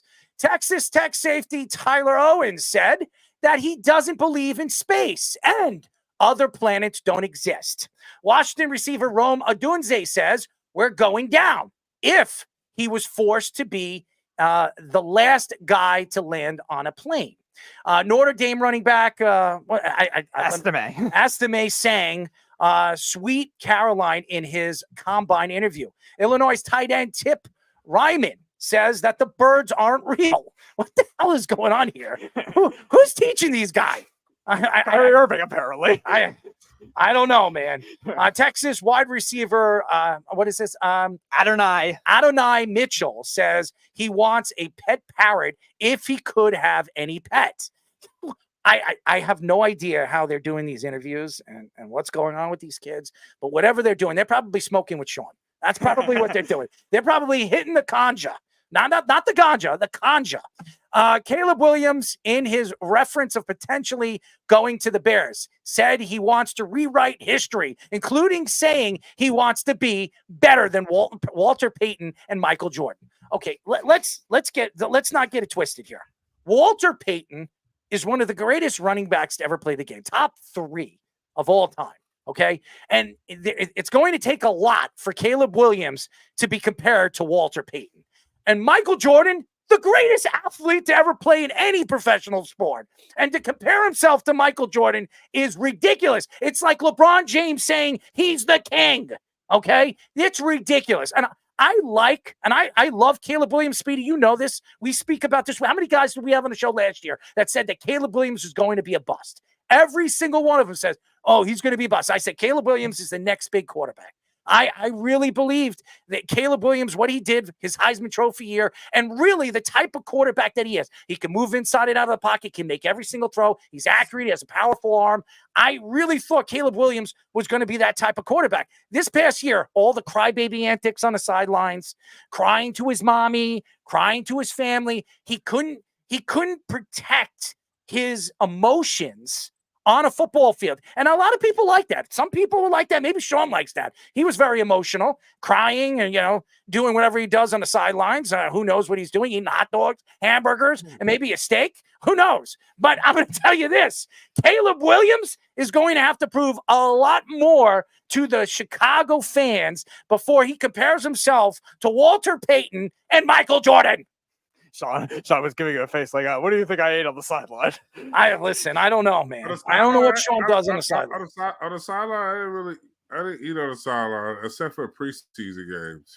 What did you eat? What was your favorite food? Preseason games? I mean, shit, it wasn't really much to eat. I mean, shit, on the side, you'd be hot dogs or something in the back. Oh, you did a Mark Sanchez? Or pizza, or little pizzas. But other than that, nah. No, you never got the chance to play in Seattle where Marshawn Lynch could have given you some Skittles. I had sunflower seeds. You got sunflower seeds on the sideline. Or when it's cold, have some broth. When it's cold. I love when he says cold. You're not a New Yorker anymore. You have that southern accent now. Come on, man. You got to get back to New York. Come back to Brooklyn, baby. Hey, I only have my New York accent when I get mad. Oh, yeah? Oh, I can't wait. I'm trying to get you angry. I'm trying. But you're not. I will. Here you go, man. You're not though. I'm going to tell you this. I will get you angry. You will watch. You're on this show long enough. I will get you angry. I will find a way to get under your skin. I promise you that. Bro, you can't get under my skin. Do you see what I have in my hand? Well, okay. Oh, yeah, we say. Listen, I know what you have in your hand. That doesn't mean I can't get under your skin. So whatever you say doesn't bother me because at the end of the day, you remember I can just stop the mic. Sticks and stones will break my bones. Just words. I can just stop. I can mute my mic for a second and just let you just go on and on and on. No, that's what I do, baby. That's what I do. I like to go on and on and on. I don't want to tell you who knows about that, baby. What song is that? Who sampled that song? Listen, Mr. DJ over there. Come on, DJ. Hey, this is you mocking my DJ ability? You mocking my DJ ability? Huh? No, I just asked a song. You're a DJ, so when you're a song? DJ, you gotta give know me what words? What words? Give it to me. I know you give it to me. You're supposed to. Hey, I'm sending the request. You're the DJ. I don't know what you're talking about. You said the words. What words? Give me the words. What words? I forgot that quick. What song was it? Stop smoking. No, it's not. With all this CTE and everything going on, I need this. Oh. You know, like Johnny Manziel said, the bipolar and all that shit. Hey, where's the contract? Where's the money? The NFL giving you anything?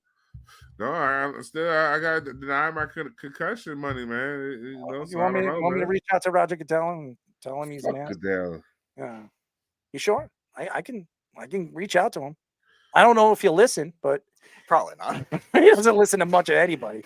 I mean, he's making $50-something million a year. He's got his own jet. He's got his own insurance. His family has his own insurance. I mean, come on. Roger Goodell might only listen to like 3 people in his life. That guy's living, baby.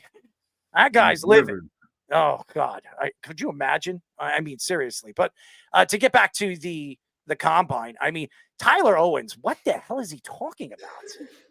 What is he talking about? Where is he from, by the way? Is he from Texas? Maybe he met Kyrie Irving. Is he from Texas? Maybe he met Kyrie Irving as a kid, and then Kyrie Irving gave him his autograph and said, "Listen, buddy, the Earth is flat, and then space doesn't exist. You'll just fall off the edge." I mean, seriously, he doesn't believe in space. Other planets don't exist. Then what the hell is up there in the sky? You know what the hell is that? It'll be funny is if Tyler Owens and Tip Ryman got drafted to the same team, and then they just formed their own planet where it's all flat. There's just one planet of Utopia, and there's no birds. It's like the Lion King. Remember the Lion King when Pumbaa and Timon and Simba were looking up in the sky, and they're all trying to figure out what's in the sky, and then. I think it was Pumbaa comes out and says, "I thought it was balls of gas," and all that stuff. It's ridiculous. I don't know where these guys get their education. Is Texas Tech a good educational place? I mean, seriously. Sure I mean, what are they learning over there? Hey, Super Bowl back-to-back champion, 3-time Super Bowl champion. I guess they wasn't taking the same classes as Patrick Mahomes. Yeah, he wasn't taking Mahomes, but I don't know. Hey. Just Texas. I mean, it's just Texas. Sometimes some people just want to say things to get attention. So he got attention. Now everybody know who he is, and Hold on one second. So you're going to go into an interview, and you're going to tell your interviewees, and they have a question to ask you, and you say, "Yeah, I don't believe in space. No, other planets don't exist. I mean, the Earth is flat. I mean, we've never been on the moon. I mean, come on, guys. How smart could you be? I mean, I'm actually guess what? Guess how smart he is because he got us talking about it. Well, I mean, what? Hey, it was a talk. It made headlines. It's stupid. As bad as ignorant we want to say it is and dumb, he made headlines. I like Roma Dunze. I like what he did at the combine. I like that he would not leave the facility until he broke all the numbers, all his numbers, the third and fourth time. I mean, that shows you what type of consistency that he has as a player and what he wants to be as an NFL player. He doesn't want to look at being second, third, or fourth best of this wide receiver class. He wants to be number one. And I love his personality. And listen, he came out and said, if I'm the final person that has to control a plane, we're going down. I mean, obviously he's telling you, don't be expecting me to fly a damn plane. I don't even want to be on a goddamn plane. So, I mean, I have a lot of respect for Roma Dunze. I think he's a sensational player. I saw him play all season long with Washington. I think he could be a game-changing wide receiver. We did hear, I think, if I'm not mistaken, it wasn't Rome, but what wide receiver is related to CD Lamb? Is it Coleman? I think Coleman. Yeah, I think it is him. I think Coleman is related to CD Lamb. He came out and said that he wants to be a Dallas Cowboy. And we all know there was one player a couple of years ago that came out and said that he wanted to be a Dallas Cowboy, and he became a Dallas Cowboy. You know who I'm talking about, Speedy. Yeah, he became a Dallas Cowboy? Yeah, he said he grew up a Dallas Cowboy, so did his family, and few teams passed up on him, and then he fell to the Cowboys, and they drafted him, and he's some player, man. Come on, man. Micah Parsons. What are you, lost? No, I didn't know he grew up a Cowboy fan. He was a diehard I know Jalen Cowboy Ramsey fan. said he wanted to be a Cowboy, and they passed on him. He was a diehard Cowboy fan. No, I didn't remember that. He was when he went up there after he was drafted, he said, I didn't think it was possible. I didn't think I was going to fall to the Cowboys, but he said, Cowboy Nation, I'm going to give you something you haven't seen in a very, very long time, maybe ever. That's what he said. Mm-hmm. And what, boy, oh boy, and yes, and I know we all know Sean Smith is not a big fan of his because of his big mouth, but I will say this. I could say Micah Parsons put up, and he's still putting up. And if he could do it again this year, the only thing I worry about guys like Micah Parsons is he opens his mouth. He's on his podcast. He sticks up for a lot of players. He stuck up for Zach Wilson, and Zach Wilson made him look stupid because when he stuck up for Zach Wilson and said he could play in this league, and he said, you just got to give him a chance. The Jets gave him all the chances in the world. He failed. He embarrassed himself. And then he just never took responsibility all season long. So Micah Parsons is another guy that doesn't want to take responsibility for the Cowboys' woes. You're gonna tell me a guy that's one of the best defensive players in the league, top 5? Ask the Beef, okay? Top 5. Comes out And then, by the way, in the last 3 games of the season, only had 1 sack. You're going to tell me that's going to sell to, all the teams that are going to be interested in giving you a big time contract, including the Cowboys? The Cowboys are going to overpay you because they overpay everybody. Well, finally, the Beef actually looks at talent and sees what it looks like because he didn't want to draft CeeDee Lamb. Guess who's going to go to the Cowboys? Jamal Adams. Yes, probably. Jamal Adams, give me a break. Probably. He wanted to play for the Cowboys too. Mr. Crybaby himself. Nobody said he was going to succeed. Mr. Crybaby himself. He did say he wanted to go to the Cowboys. Cowboys. Crying that he wanted to be traded from the Jets, and he went to his father, and his father had to go and speak to the press because he didn't want to speak because he's a little baby. Now, Jamal Adams is the biggest crybaby I've and again, I'm going to say it, as a Jet guy, I'm not going to sit here and want to make excuses for anybody of that magnitude. That guy cried when he came out. I went to a bunch of functions, a bunch of events. He walked like he was the biggest thing since sliced bread, like he was like Lawrence Taylor, like he was one of these big superstar players that the Jets had. And what did he do for the Jets? What did he do? The Jets he didn't even play 1 playoff game in his career. Okay. So I don't want to hear from Jamal Adams and his big mouth. And I hope he goes to Dallas because he'll fail there too. And it's not going to be Dak Prescott's fault because he can't play defense too, baby. I think he's going to say that. True. You want to throw Dak Prescott under the bus. It's ridiculous. No, I'm not throwing him under the bus. Yes, I'm not. Yes, you do. I'm not.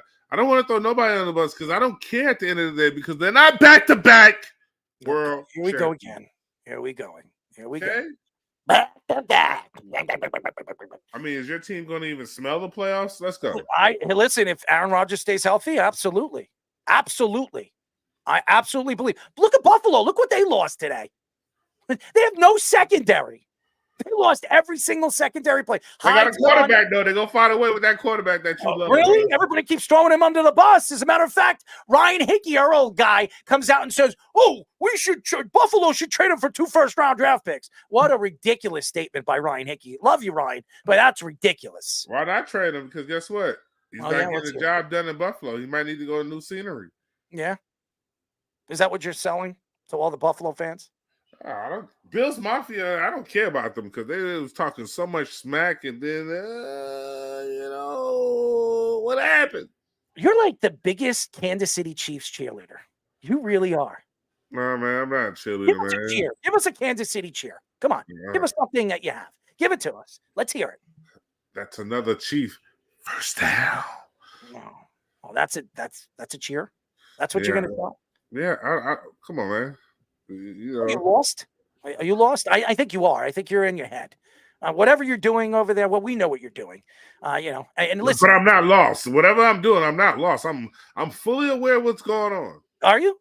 How many fingers am I holding up? I don't see none. All right. Hold on. Is Speedy got tinted glasses on? Like he got ski goggles going right now. No. Speedy looks good, man. Speedy, look at you, man. Show it to the girls. Show it to the girls. Flex. We have a guest waiting. Show flex. Just flex. God, we have a guest waiting. Just flex one time. God, look at that. There it is. The pea shooters. Anyways, when we come back, we will be speaking to Sports Illustrated Fan Nation Mets and Yankees reporter, our friend Pat Ragazzo, here on the Sports Loudmouth. You're listening to the Worldwide Sports Radio Network. Ranger Station, Ranger speaking. Hi, I'd like to report a bear hug. Uh-huh, okay. Well, we were building a bonfire, and I saw some, dry brush and leaves around, so, I said to move the bonfire somewhere else, and out of nowhere, Smokey Bear shows up and hugs me. So you noticed some wildfire hazards and moved your bonfire to a safer location. Yeah. Yeah, that's Smokey, all right. He likes it when people help prevent wildfires. It hits him close to home. Not everybody gets the hug, my friend.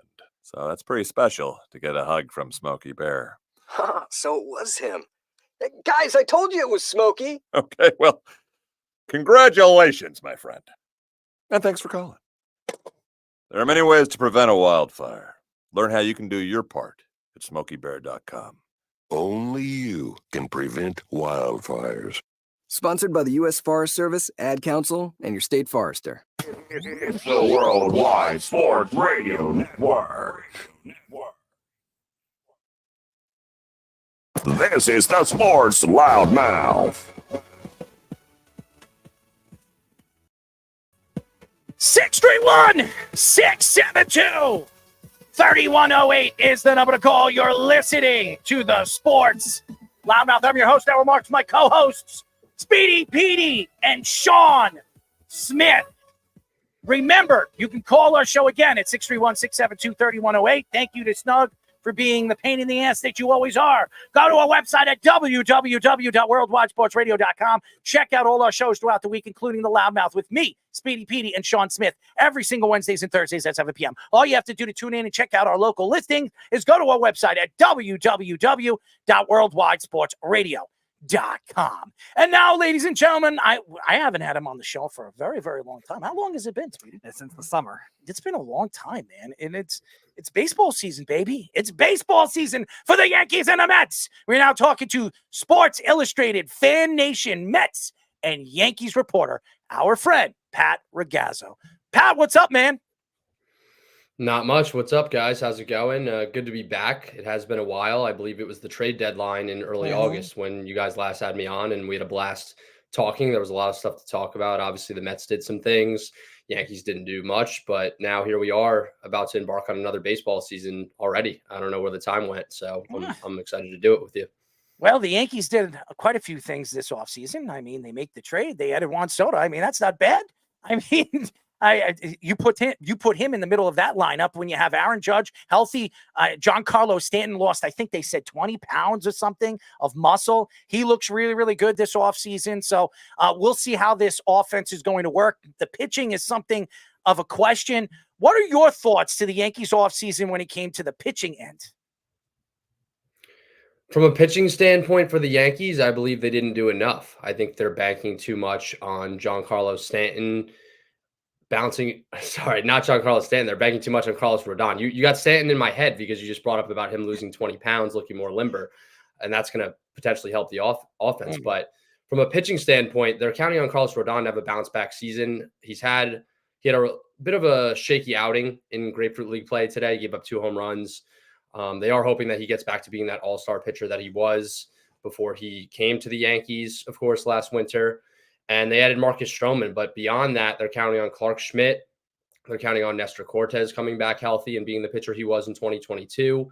And there's a lot of ifs for adding a Juan Soto in the offseason and kind of going for it here with the possibility that he leaves in free agency next winter.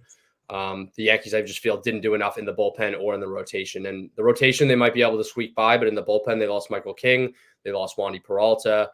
They didn't get a true closer where I felt that they should have gone after Josh Hader instead, letting him go to the hated AL rival Houston Astros.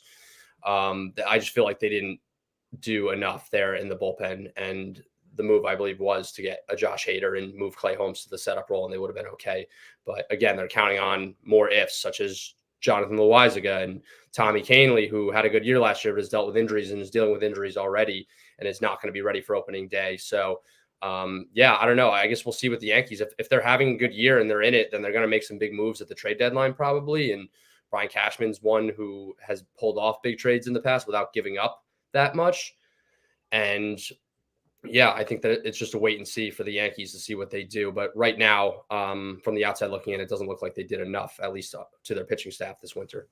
Yeah, Corbin Burns was the other big name that was just dealt to the Baltimore Orioles recently. They had to trade anything to do that. The Yankees and the Mets were both in on him. What are your thoughts on that trade? And also, do you think the Orioles re-sign him? If not, do you think the Yankees and the Mets should be able to pursue him?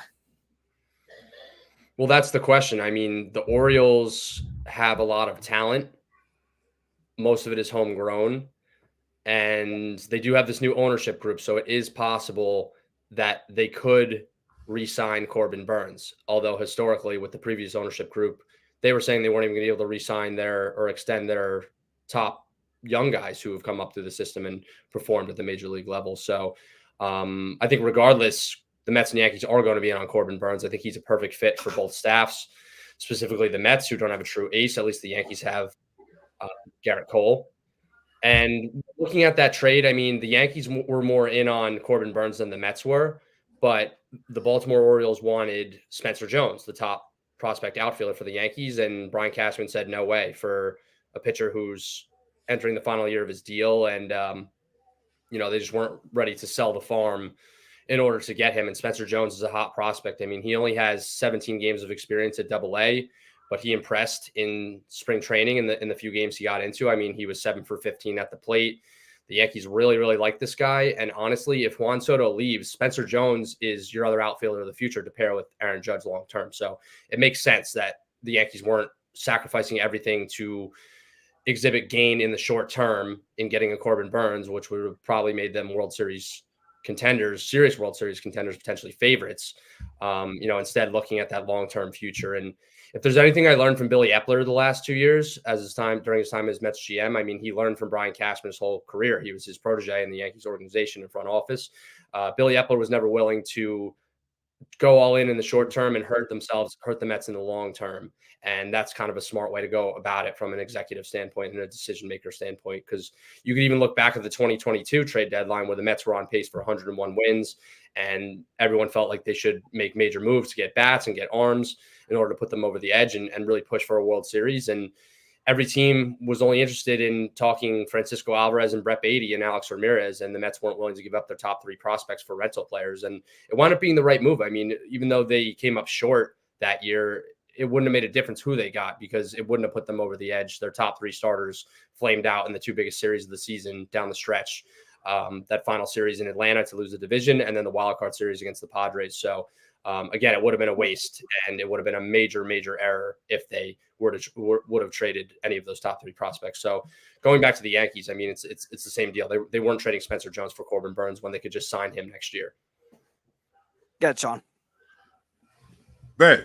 So, with you being the Mets and Yankees, if I was a betting man and I was about to place a bet early on the season, who you think is got the favorite to win the World Series? The Mets or Yankees? Is there an option for none of the above? I was gonna say that, but I was just, I'm just being accurate because it's like being a writer. Do you choose one over the other? No, I mean, I grew up a diehard Mets fan. Like, that's always where my loyalty lied. I lived and died with every pitch. But you get into the job, you do it a couple of years, you just see the game differently because you see too much of the inner workings. It's almost like I just know too much at this point, and it kind of numbs that fan aspect because there's an emotion that goes into it. I mean, growing up, my mood was always affected whether the Mets won or lost on a night. And I've had previous... Yeah, well, that's how it is. I mean, that's the passion of being a New York sports fan. And it always was something that the Mets affected a lot of stuff growing up. Let's put it that way. And now it's more of a thing that just I love and I'm super interested in it. And because these were the teams I grew up following, and obviously grew up a diehard Mets fan. I'm from New Jersey, so it was kind of the center focus during baseball season, and was always plugged in with both teams, but specifically the Mets. So yeah, it's definitely not one or the other. I mean, I enjoy covering both teams, and I'm lucky to be able to cover both teams. I mean, these are 2 of the most valuable and recognizable, iconic franchises in all of sports. So it's just something I have a lot of fun doing. And unfortunately, I know too much, and I've seen too much, and I've heard too much that it takes the fandom out of you, and unfortunately, it takes the fandom out of you in other sports as well. At least for me, it has. So you grew up with the Bobby Bonilla era or the Dwight Gooden? No, he's too young. No, he's too young for that. Do I look that old? Hey, you know what? Beard, maybe. Hey, Speedy, right now, Earl and Pat, you guys could you guys could be part of the Jersey Shore crew. Oh, God. I take that as a compliment. At this now again. I really don't look at him. Hey, his hands. You Jersey Shore, let's do it. I take that as a major compliment because I was a part of that crew I've outgrown it a little bit, but I still am at heart a little bit part of that crew, at least I during the wasn't. summertime. So, but no, my era really is like David Wright, Jose Reyes, Jose Matt Reyes, okay. Harvey, Noah Syndergaard, Just chewing his gum. Yoenis Cespedes, like that. Those were my main years as a fan. You know, it started with Wright and Reyes being the stars, Beltran, Delgado, Johan Santana, and then obviously progressed to my most fun year of being a Mets fan was 2015, of course, where David Wright came back from injury, but they had Jacob deGrom and Noah Syndergaard and Matt Harvey, and they had their run to the World Series. Cespedes came in and he was a stud, and the Mets were unstoppable until the World Series. So, you know, those were the years, and there was a lot of struggling years as well. Until he got attacked by, a pig. Yeah, wild boar. Yeah. But it was tough. It was tough growing up in Jersey because everybody is a Yankees fan here. I was one of the very few Mets fans, so I got the most shit all the time. Luis Castillo dropped that pop fly in 2009 to lose Alex against Rodriguez. the Yankees. I had to go to baseball practice the next day and get shit on by all my Yankee fan friends. So it was a struggle growing up, but it paid off in the end because now I get to do this for a living. So there you go. Well, What was the question? No, I asked Pat. Did you play baseball? Growing up, yeah, until I couldn't hit off speed pitches by the time I was a sophomore, so I got cut from JV. We did have a good baseball program at my school, even though it was a public school in Jersey. My neighbor actually got drafted by the Yankees in 2016 in like the 7th round. He was a catcher, so we had some pretty good players there, and we have a couple players in the minor leagues right now. So yes, but really it was my own fault because I couldn't hit curveballs. I couldn't hit off. What position you play? I was a shortstop. Right field. Right field. I was They a stuck center. me in right field. I was a center fielder. Yeah. Errol says he was an athlete in high school. I believe he was not. I believe he got wrote varsity letters to prove it, buddy. Got varsity letters to prove it, buddy. Anytime, man. I got a ton of varsity letters, baby. So you can't have a bus. I actually went to a good baseball school. I actually went to a baseball school, Mr. Smart, Smarty Pants. You cannot have a bunch of varsity letters, bro. Could you stop? Could you? All right. We are talking to Sports Illustrated's Fan Nation Mets and Yankees reporter, Pat Ragazzo. Pat, Caleb Ferguson was a big pickup this offseason. I really like the pickup from the Yankees. The question, you were saying the offseason, they needed to add some bullpen help. They needed to add some starting pitching. Marcus Stroman is no pushover. The second half of the season with the Cubs, he looked like he was an all-star in the first half, and I think he was pitching too many innings. I think the Yankees came out and said, if he could pitch 5.5 innings this year, that will be good for him. I understand you say that the Yankees pitching isn't enough, but I disagree. I think with Nestor Cortez coming back and with the pitching staff that they have, as long as these guys are healthy, I think their pitching staff is pretty damn good. There's a ceiling there. I mean, they do have potential. Carlos Rodon was an all-star with the San Francisco Giants and the Chicago White Sox. He had a really rough first year with the Yankees where he dealt with different injuries and he didn't necessarily interact with the fans well, respond to the media well. I mean, it's a whole different element here, and it's a city that can swallow you up in a market that can also eat you alive. So we'll see on Carlos Rodon. I mean, he's still an if, but yeah, there's track record there. So there is an area and an avenue where you could feel good about him and feel good and confident that he could bounce back. And that's how the Yankees feel.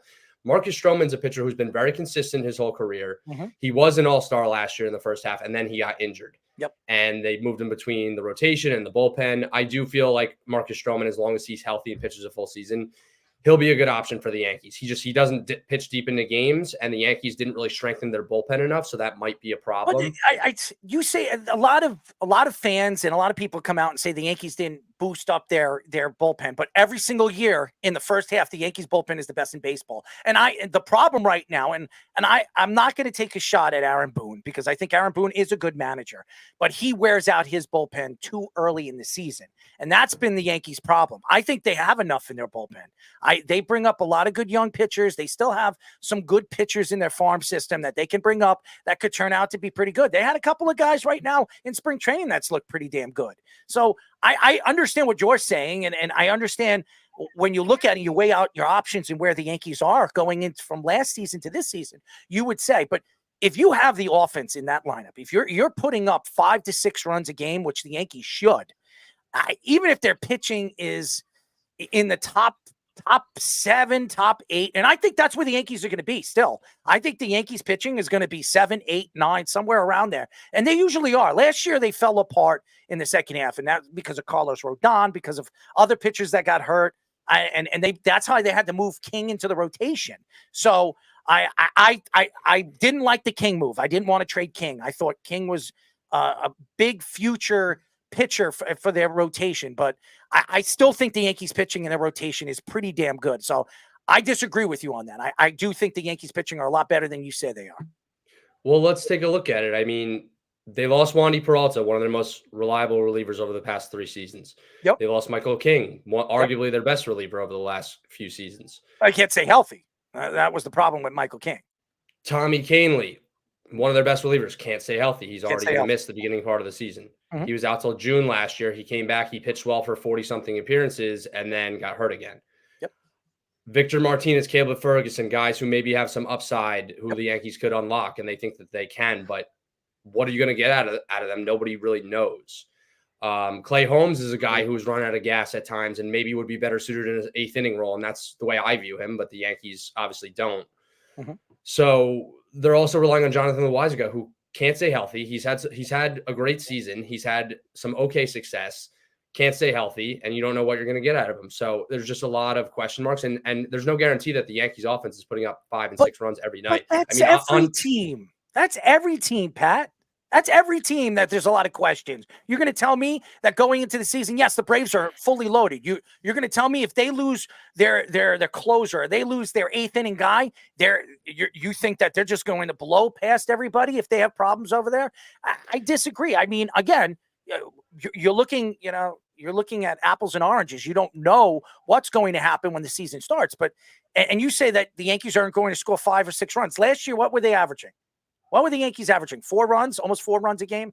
Almost, but not good in the second half. Right, though, yeah. But about 4 runs a game. They just added Juan Soto in the middle of that lineup, okay? And like you said, you had Torres, who's going to be asking for a big contract in the offseason. He's going to go into the season. He's going to try to put up big numbers. And then Giancarlo Stanton, everybody was taking shots at him. Oh, he stinks. He's this, he's that. He was hitting, 200 last year? Barely. I mean, seriously, he's going to be better than that this year. So I disagree. I think they're going to average between 5 and 6 runs a game. I really do believe that. Well, here's a couple things. Depth is a huge thing, and the Braves have organizational depth. That's why they're consistently good. Mm-hmm. Yankees have depth, but they have major injury issues, and they have over the past several years. Now, my prediction for the Yankees this year is 92 wins and a wild card, and we'll see. And I think they're going to make big moves at the trade deadline, but they're going to have to give up to get what they want. And that's the problem they always have, is they don't want to get, at least from the fan standpoint, the fans whine and complain that they're giving up too much. But no, you're trading for Juan Soto. He's a generational talent. Yes, he's entering the last year of his career or of his contract. Yeah. But you gave up Michael King, Drew Thorpe, and then a bunch of depth pitchers and Kyle Higashioka. Come on.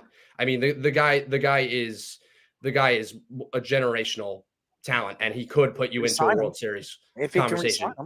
If they kept Michael King and decided to keep Michael King, and that was the whole deal breaker, and they didn't get Juan Soto, they would be not close to a World Series, and they're a lot closer now with him. I just feel like they didn't do enough based off that all-in move, that they could have done more, such as a Blake Snell, but because of the tax percent that they're going to get hit, they're not going to sign Blake Snell. It's pretty obvious. And the Mets aren't going to sign him either, obviously, because it makes no sense given the direction they're going right now. Again, I think the Yankees will be good. I think they'll be in the playoffs, but again, injuries have crushed them over the past several years, and that will derail their season. And you're saying Giancarlo Stanton is going to have a bounce back year? Maybe. Yes. I mean, he's a guy who has produced when he's healthy. Last year, when he was healthy, he didn't produce. That's never happened before in his career. He's older now. He's older now, and he's had a million injuries in his career, and you can't count on this guy to be healthy. Even if he lost weight, if he lost muscle, that's not necessarily good. But he lost weight, he trimmed down, whatever. Maybe he's more flexible. That's a promising sign, but he's still older. He still has a major injury history. He still lacks flexibility to some standpoint. He lacks speed. He doesn't even run full speed around the bases because he's scared to get hurt. I mean, that's not really a guy you can rely on. And they're talking about having him play the outfield a little bit this year. I mean, he's like, it's not good. I mean, they know he's an albatross. They're just trying to get the most anything out of him. They're just hoping. But again, he's not a guy you can count on. I don't think they can do that with all the outfielders they just traded for. They also have Jason Dominguez coming back. Everybody forgets what they added this offseason. They've added Verdugo, a left-handed power hitter who hits very well in Yankee Stadium, by the way. I love Verdugo. I love the Verdugo trade. I think that's an underrated pickup. He played right field in Fenway, which is very similar to playing left field in Yankee Stadium, from what I've heard. So I think that'll be a pretty good move as well. I do think their offense is going to be good. Like I'm saying, like we're agreeing actually, because I'm saying I think the Yankees are going to be a good team this year and a good playoff team, but injuries, which they're already starting a little bit for them, that is going to be their Achilles heel if they don't have enough organizational depth, which I don't know that they do, because a lot of these guys, they have some good prospects, but they're not ready.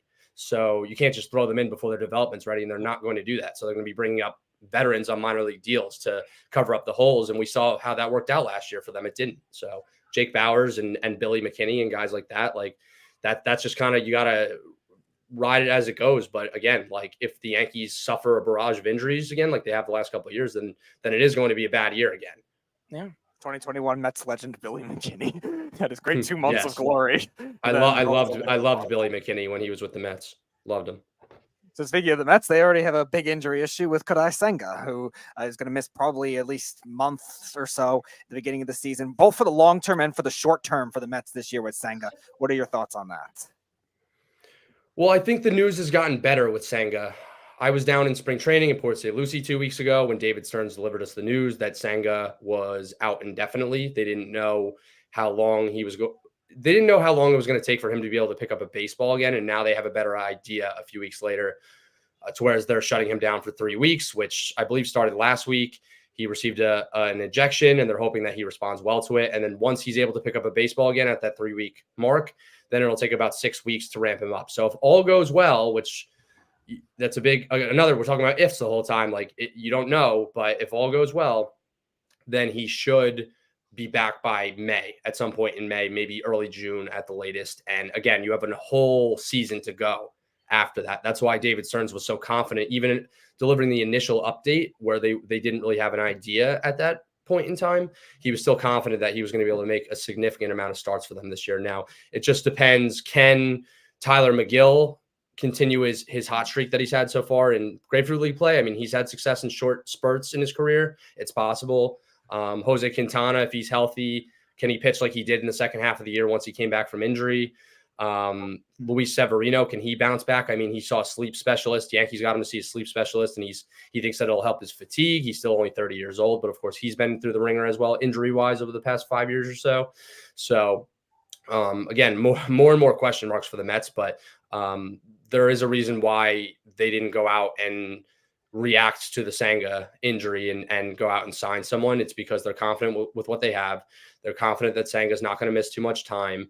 And if things are truthfully going poor in the rotation, David Stearns wants to see some of the young pitching prospects pitch at the minor league level at first. But once he does, he'll probably be inclined to call 1 or 2 of them up if he needs to do so. And the Mets do have a lot of talent in the starting pitching category in the upper levels of the minor leagues right now. So that is an option as well. So we'll see how it goes.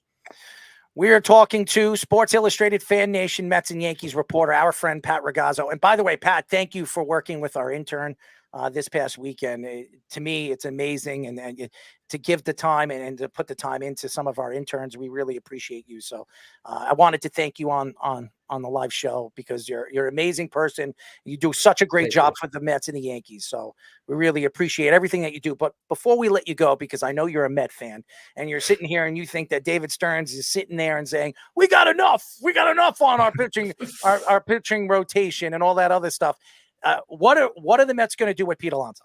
I mean, honestly, it looks like Pete is going to go to free agency. And if you sit back and you wonder, if he goes to free agency, are the Mets going to be able to bring him back? Steve Cohen has big pockets, but I do believe the Mets are going to go after Juan Soto in the offseason. As many as probably 5 teams are going to go after Juan Soto. What are your thoughts to Pete Alonso? I think you just hit it on the head right there. I mean, he's going to go to free agency. He's going to get a king's ransom as long as he has a big year, which we know he basically puts up 45 home runs a year minimum.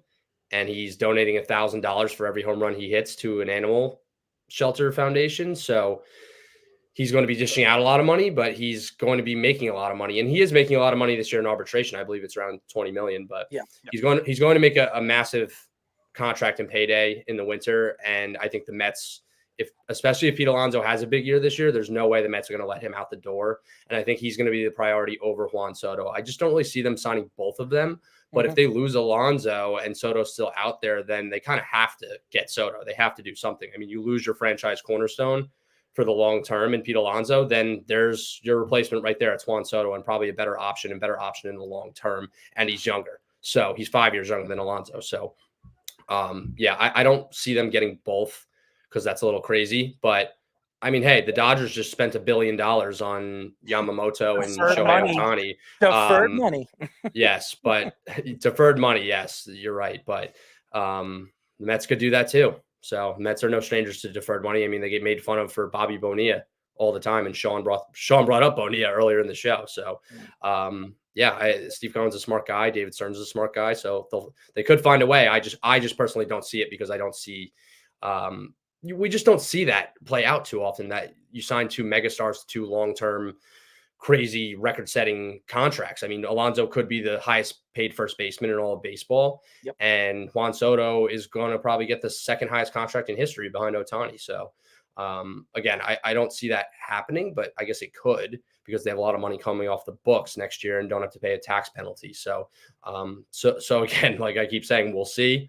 It would be major power move by Steve Cohen, and we've seen him do stuff like that before, but this is a little higher than what we've seen him do. As much money as he spent on players over the last couple of years, this would be earth-shattering if he was able to pull off both of them. But I think Alonso will be re-signed, and I think Soto will either stay with the Yankees if he has a huge year, or will go somewhere else. Well, I'm just want to let you know, there's a guy over here in the cornerstone of this show, right over there in the corner, that has some money. So I need some deferred money, okay? Sean Smith, give me some of that deferred money. You know, you could spread it out a couple of years. Maybe if you give me, 50 here, 100 there. Anthony, we're going to have Anthony right on in just a few moments. Maybe he could throw me a couple of bucks, defer it, in the end, I'm making about, 80, 90, maybe $100,000 a year. What do you think, Speedy? Oh, hopefully the whatever awards Look at his face. Hopefully whatever awards you win won't get taken away like Reggie Bush. Pat, we love you, man. Keep up the good work. We'll be in touch when the All-Star break. Actually, we'll actually get you on before the All-Star break because I definitely want to know your opinion of the Yankees and the Mets, and we'll see where they are. But good work and keep up the good work. Thank you. Likewise. And thanks so much for having me. And it was also a blast talking to your intern. There was no thanks needed. I really enjoyed doing it and glad to do it. So thanks for everything. Absolutely. Pat Ragazzo, the Mets and Yankees reporter for Sports Illustrated Fan Nation. Fantastic personality. Great writer. If you haven't checked out his stuff, boy, oh boy, he's got some good stories. And if you listen, Sports Illustrated has a lot of good writers, and he's the lead guy for the Yankees and the Mets. So looking forward to getting him on the show again. When we come back, ladies and gentlemen, we had a great time the last time he was on the show. We went back and forth, Duke after Duke, and now we have another ex-NFL player on the show working with us. We will be talking to former Steelers, Cowboys, Ravens, Bengals, and Super Bowl champion Giants. Quarterback Anthony Wright here on the Sports Loudmouth. It's the Worldwide Sports Radio Network.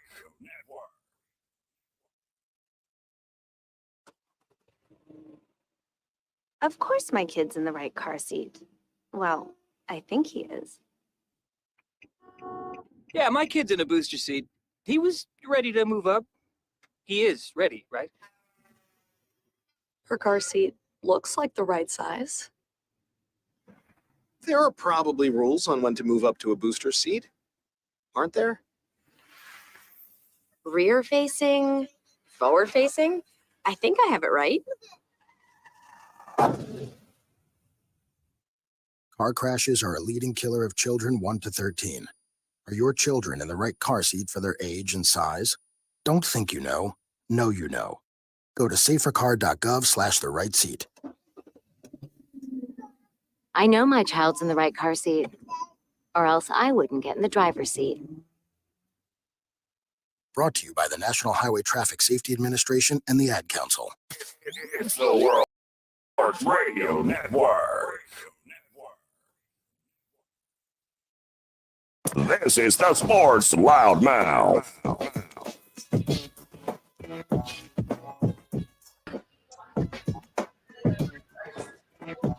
631-672-3108 is the number to call. You're listening to the Sports Loudmouth. I'm your host, Errol Marks. My co-hosts, Speedy Petey, an ex-NFL player, Sean Smith.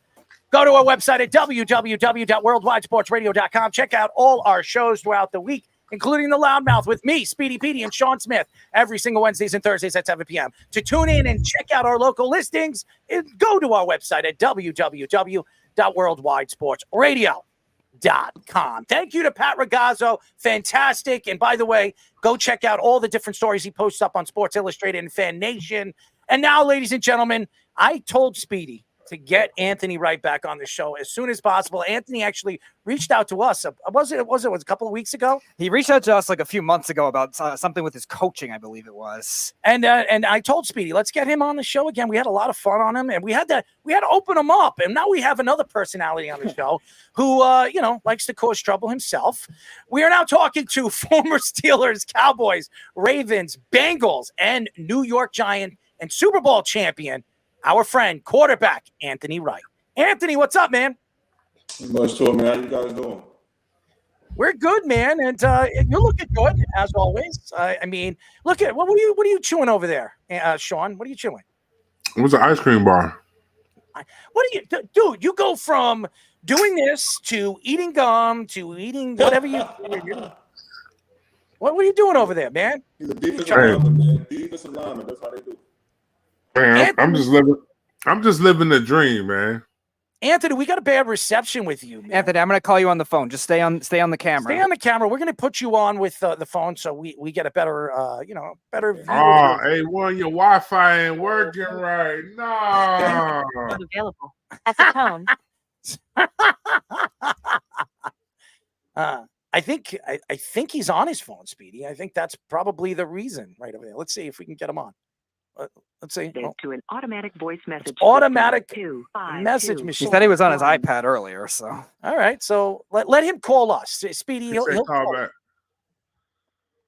What was that, Sean? What are you speaking about? I mean, what kind of ice cream bar are you eating right over here? It was Napoleon.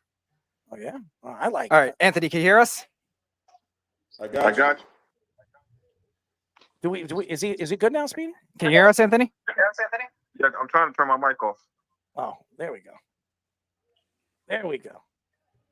My mic should be off. Yeah, you're good. You're good now. We hear you now. Sound good, Anthony. Now you look great. You sound great. And so why don't we get into it? I mean, the last time we had you on the show, man, we went back and forth. We spoke about your Giants career and the Super Bowl championship in 2007.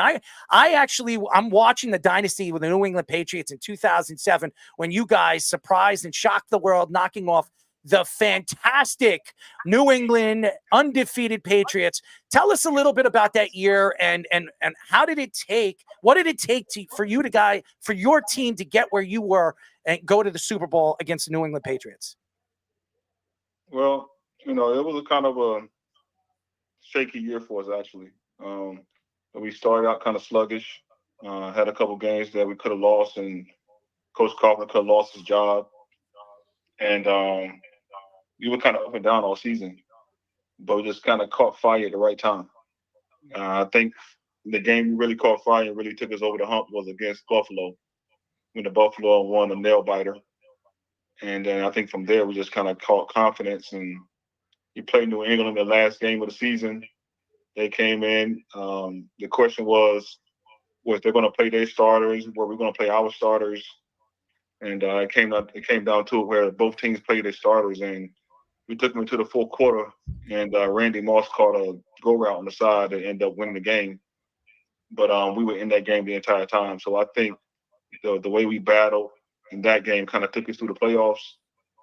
We were able to go to Tampa, and then we went to Dallas, and then we went to Green Bay, and we went to the Super Bowl. So I just think we caught fire at the right time and started winning. So yeah, talk about the Cowboys and the Packers playoff rivalries as well. Those two teams blew you out 3 times during the regular season. See, it's always hard to beat a team 2 and 3 times, right? Professional team. So we felt like when we went back and played them the next time, it wasn't going to be the same. We lost twice to the Cowboys, but we beat them the third time in Dallas. So, I really love that game because, obviously my history with the Cowboys. And like I said, we caught fire at the right time and just started winning. Yeah, Sean. Now you saying I caught fire at the right time, but I'm trying to remember that year, complete year. That was who did y'all play? Who did y'all play in the Super Bowl again? New England. Yeah, but it was because of the catch, right? The David. No, I'm trying to remember the catch, right? That's the game that David Tyree got the catch. That's the one. Listen, that's the helmet catch. The helmet catch. That's what I'm trying to say. Like in that moment, I'm trying to go back in that moment when you, as a quarterback on the sideline, what did you feel like? Do you think that was the right play call, or was that just an amazing catch? I mean, it was one of those things, man.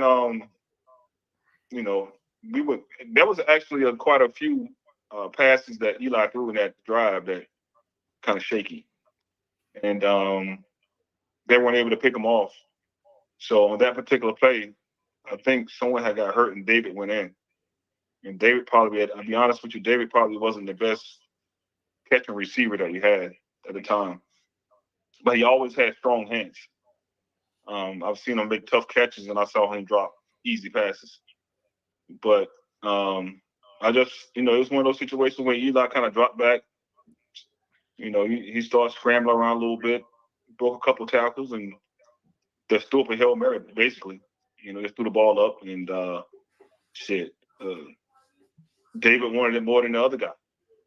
David wanted it more. So Harrison was on him, but everybody's saying it's one of the greatest catches ever in the Super Bowl. So everybody's seen it 1,000 times. And David Tyree just had more heart. He just wanted it more. And those were the kind of catches that he did all the time in practice. It's like he make the hard ones and drop the easy ones. That was David, man. I've seen David drop a hitch and then catch that ball. So that was kind of what he was. He was like a special teams guy, to be honest with you. Yep. Yeah, that's what I was about to say, because he really was a 13 guy that was a gunner. Didn't he return kicks too a little bit? A little. Nah. He was mostly like a gunner. Just running down the field and making plays like that. As everybody knows, we are talking to former Steelers, Cowboys, Ravens, Bengals, and Super Bowl champion New York Giants quarterback Anthony Wright. And I want to say Super Bowl champion because you have a ring, and somebody on this, this show has never won a ring. Okay, so why don't you tell all the people out there, what is it like for the first time holding that wonderful shiny ring in your hand? I mean, to be honest with you, it's like a culmination of all the hard work and all the sacrifice and all the dedication I had to the game. All the struggle, coming from a small town and being able to play at the University of South Carolina and then having an opportunity to go play in the NFL where you're playing against the best in the world. These guys are coming in every year trying to take your job. And, nobody's cutting anybody in slack. So to have an opportunity to be there as a starter or backup or whatever, you're in there while a lot of guys are sitting home. So that's kind of how I appreciate my ring. Like I said, it's about the struggle. It's about climbing the mountain. And when I look at my ring, I think about the mountain that I climbed to be able to have a chance to wear this ring. So what are your thoughts to our friend Brandon Jacobs, who, by the way, was supposed to take us to a Giant Jet game? I'm going to tell you this. I never did. I'm going to tell you this about Brandon. I'm sorry to cut you off, Speedy. I've lost a lot of respect for Brandon Jacobs. I love the guy. He's a good, kind soul. But when he loses a bet, he doesn't show up.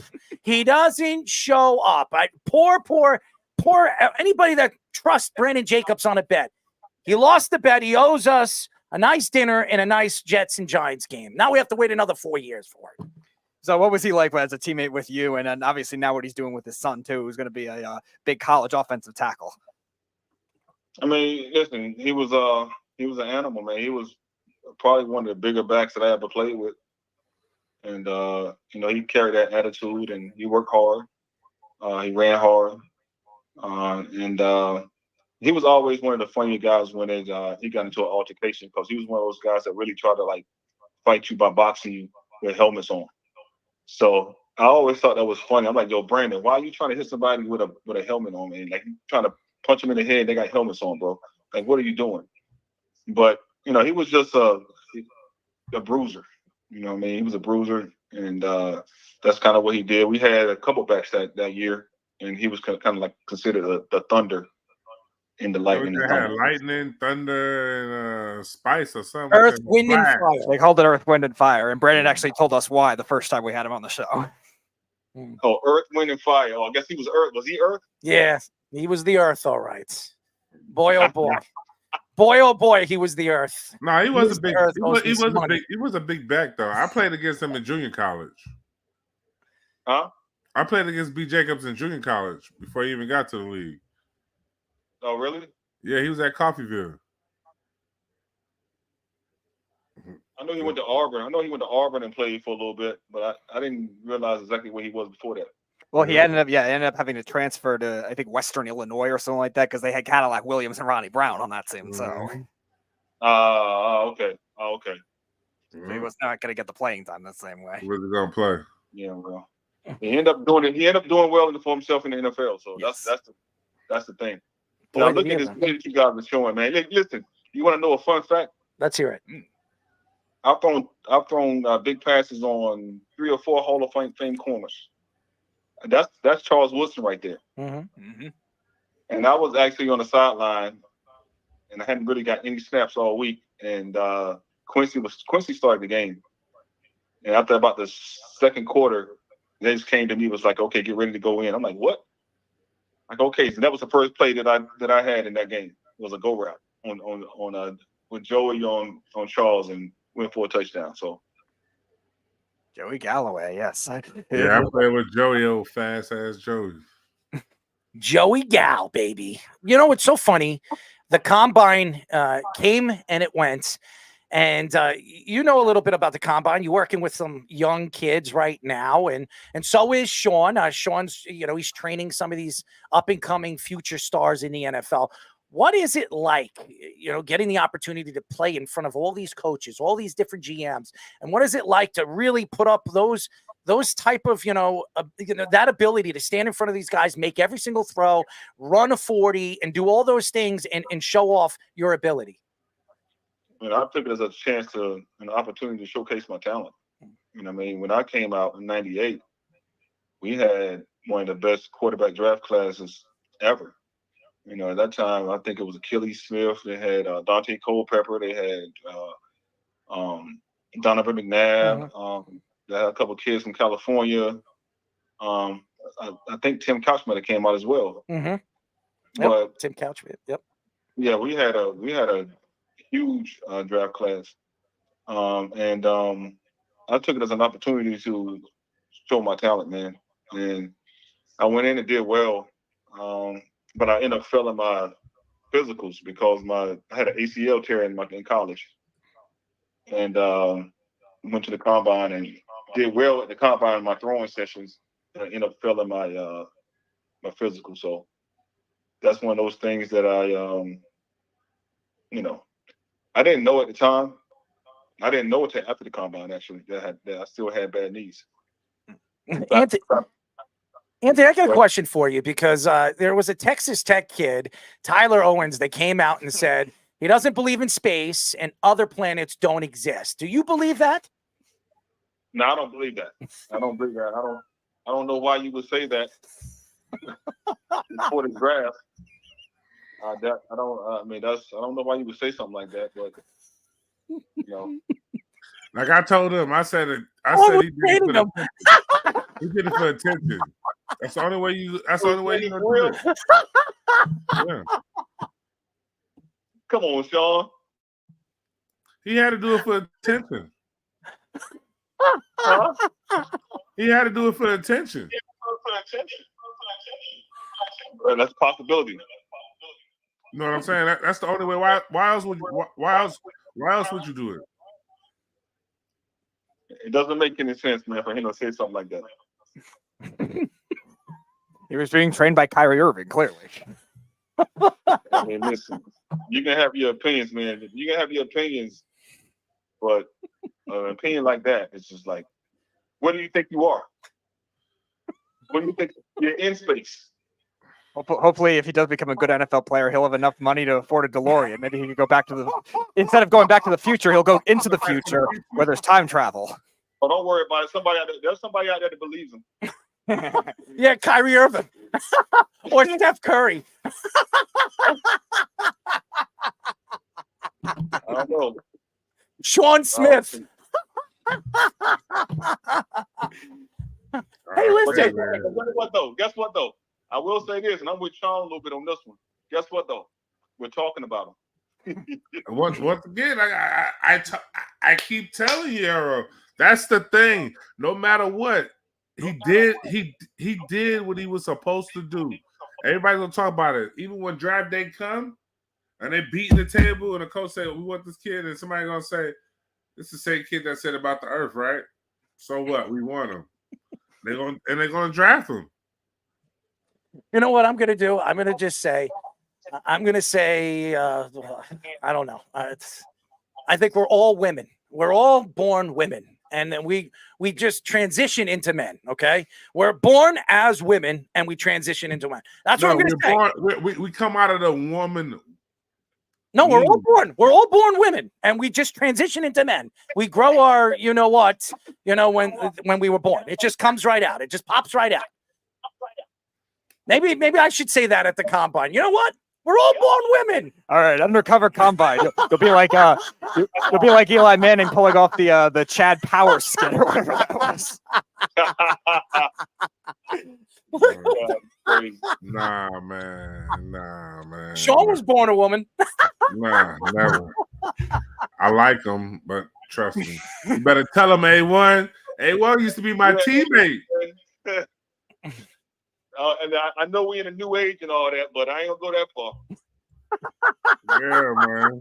I ain't going that far, B. I know which bathroom is my bathroom. Exactly. I don't got a guess on that. The one with the pants. That's right. Oh, The one man. standing up. Just make sure your women don't hear that. That includes you, Sean. Sean's going to get killed. He'll be going to wife number 4. Nah. I'm good at. I stopped that too. I ain't getting no more. He's stopping it too. Yeah. No, one is enough for me. I had 2. I've had enough. So I'm good. You know what I'm saying? You sure it's not your go-to right there? Nah. But on another note, A1, in your career, what do you think you had the most fun at? Well, I would say this. If I needed to live in a city, I would live in Dallas. If I wanted to have a good time, I would have a good time in New York. But the thing about New York is that it's claustrophobic. I like to stretch my arms out a little bit. So that's why I'm here in Charlotte. But so I would go to New York, get in and get out. But if I had a place to live, it would probably be Dallas. All right, so I know our executive producer Fish was bringing up some of the videos of you with the Ravens, and I know you also play with the Bengals and the Steelers. We were talking a lot last time we were on the show about the NFC East rivalries being intense. The AFC North ones are pretty intense too. What were some of those rivalries like on all 3 of those sides? Tough, man. It was tough up and down the board.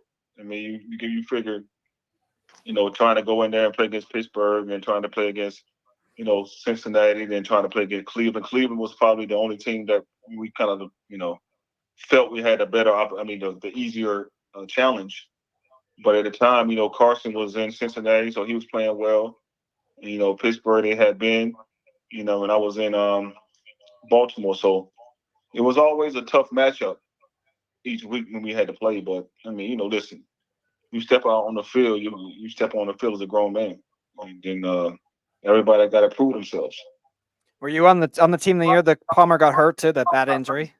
I came in the next year. Okay. That's when I played with Sean that year, actually. Yeah, there you go. There you go, Sean. Our first teammate of yours on the show together. Yeah, we played Yeah, I together. played with Sean that year. I came in and did a 1-year contract with them, and then I went and did a 2-year contract with New York after that.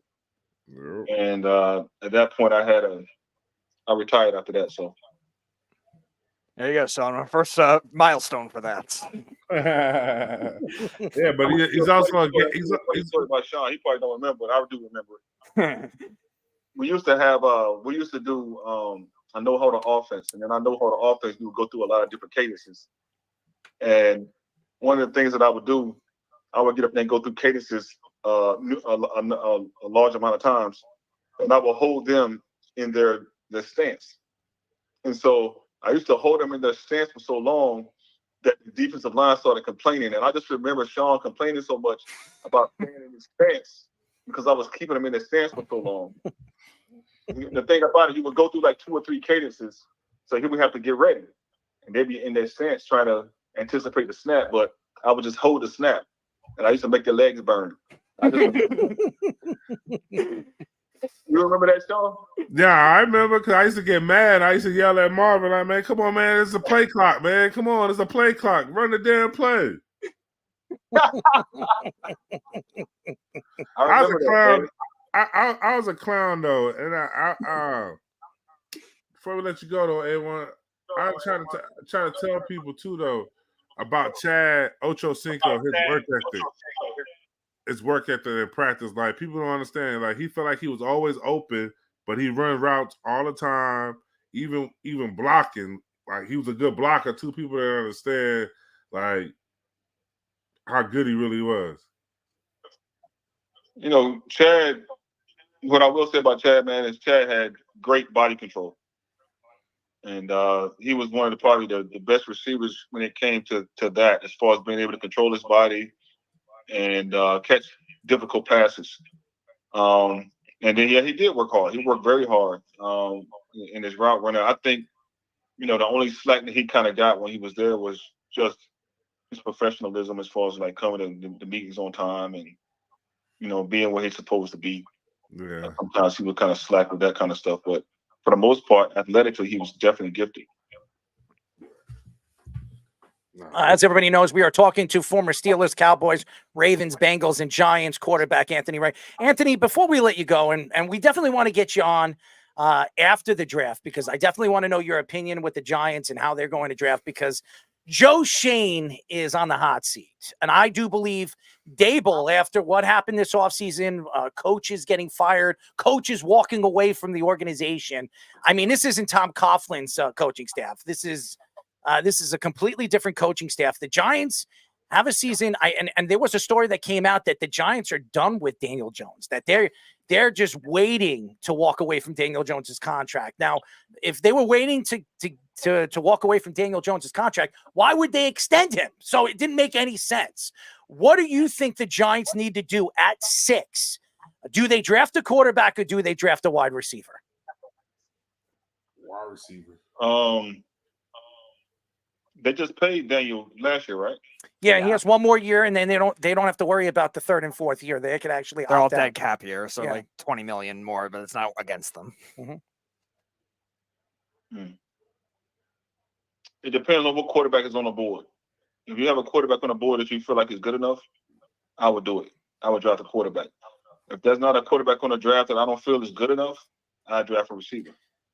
Well, they said they really liked J.J. McCarthy. He looked really good at the combine, and you heard Jim Harbaugh come out and say that he's the best quarterback in the class and he's going to prove himself.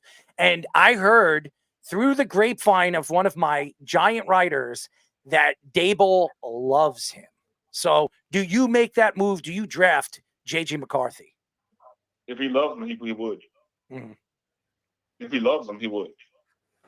I think mean, it's smoke because he doesn't trust the guy that he has now.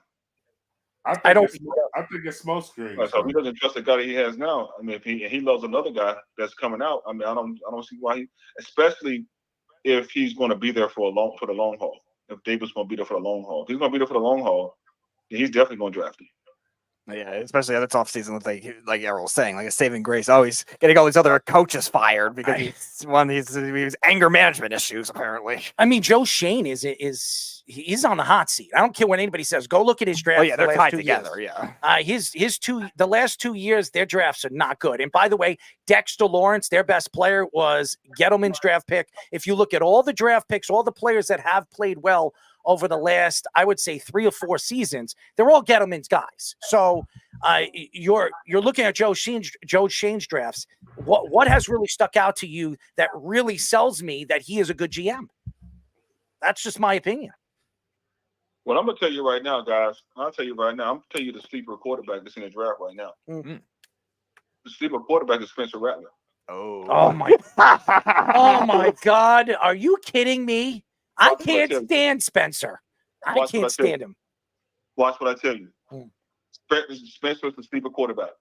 When you're looking for a quarterback, there's certain things you got to look for, right? The first thing that I'm gonna look for is his accuracy. The only question I'm gonna have about Spencer is his professionalism. His leadership. That's it. If he can be professional from a skill set standpoint, I'll put him against anybody that's in the draft right now. Right now.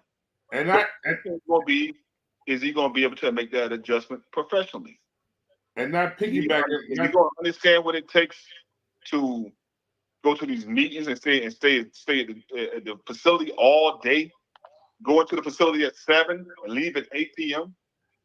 Like that's the question. But from a throwing standpoint, from a skill set standpoint, I'll put him against whoever you got. I can't stand it. And they said he had a good combine. Professionalism, that's the only question. That's why I can't stand him. I watched him on QB1. I watched him. I listened to what he had to say. Him and his father stand around. They walk around like they won the Super Bowl when he was playing high school football.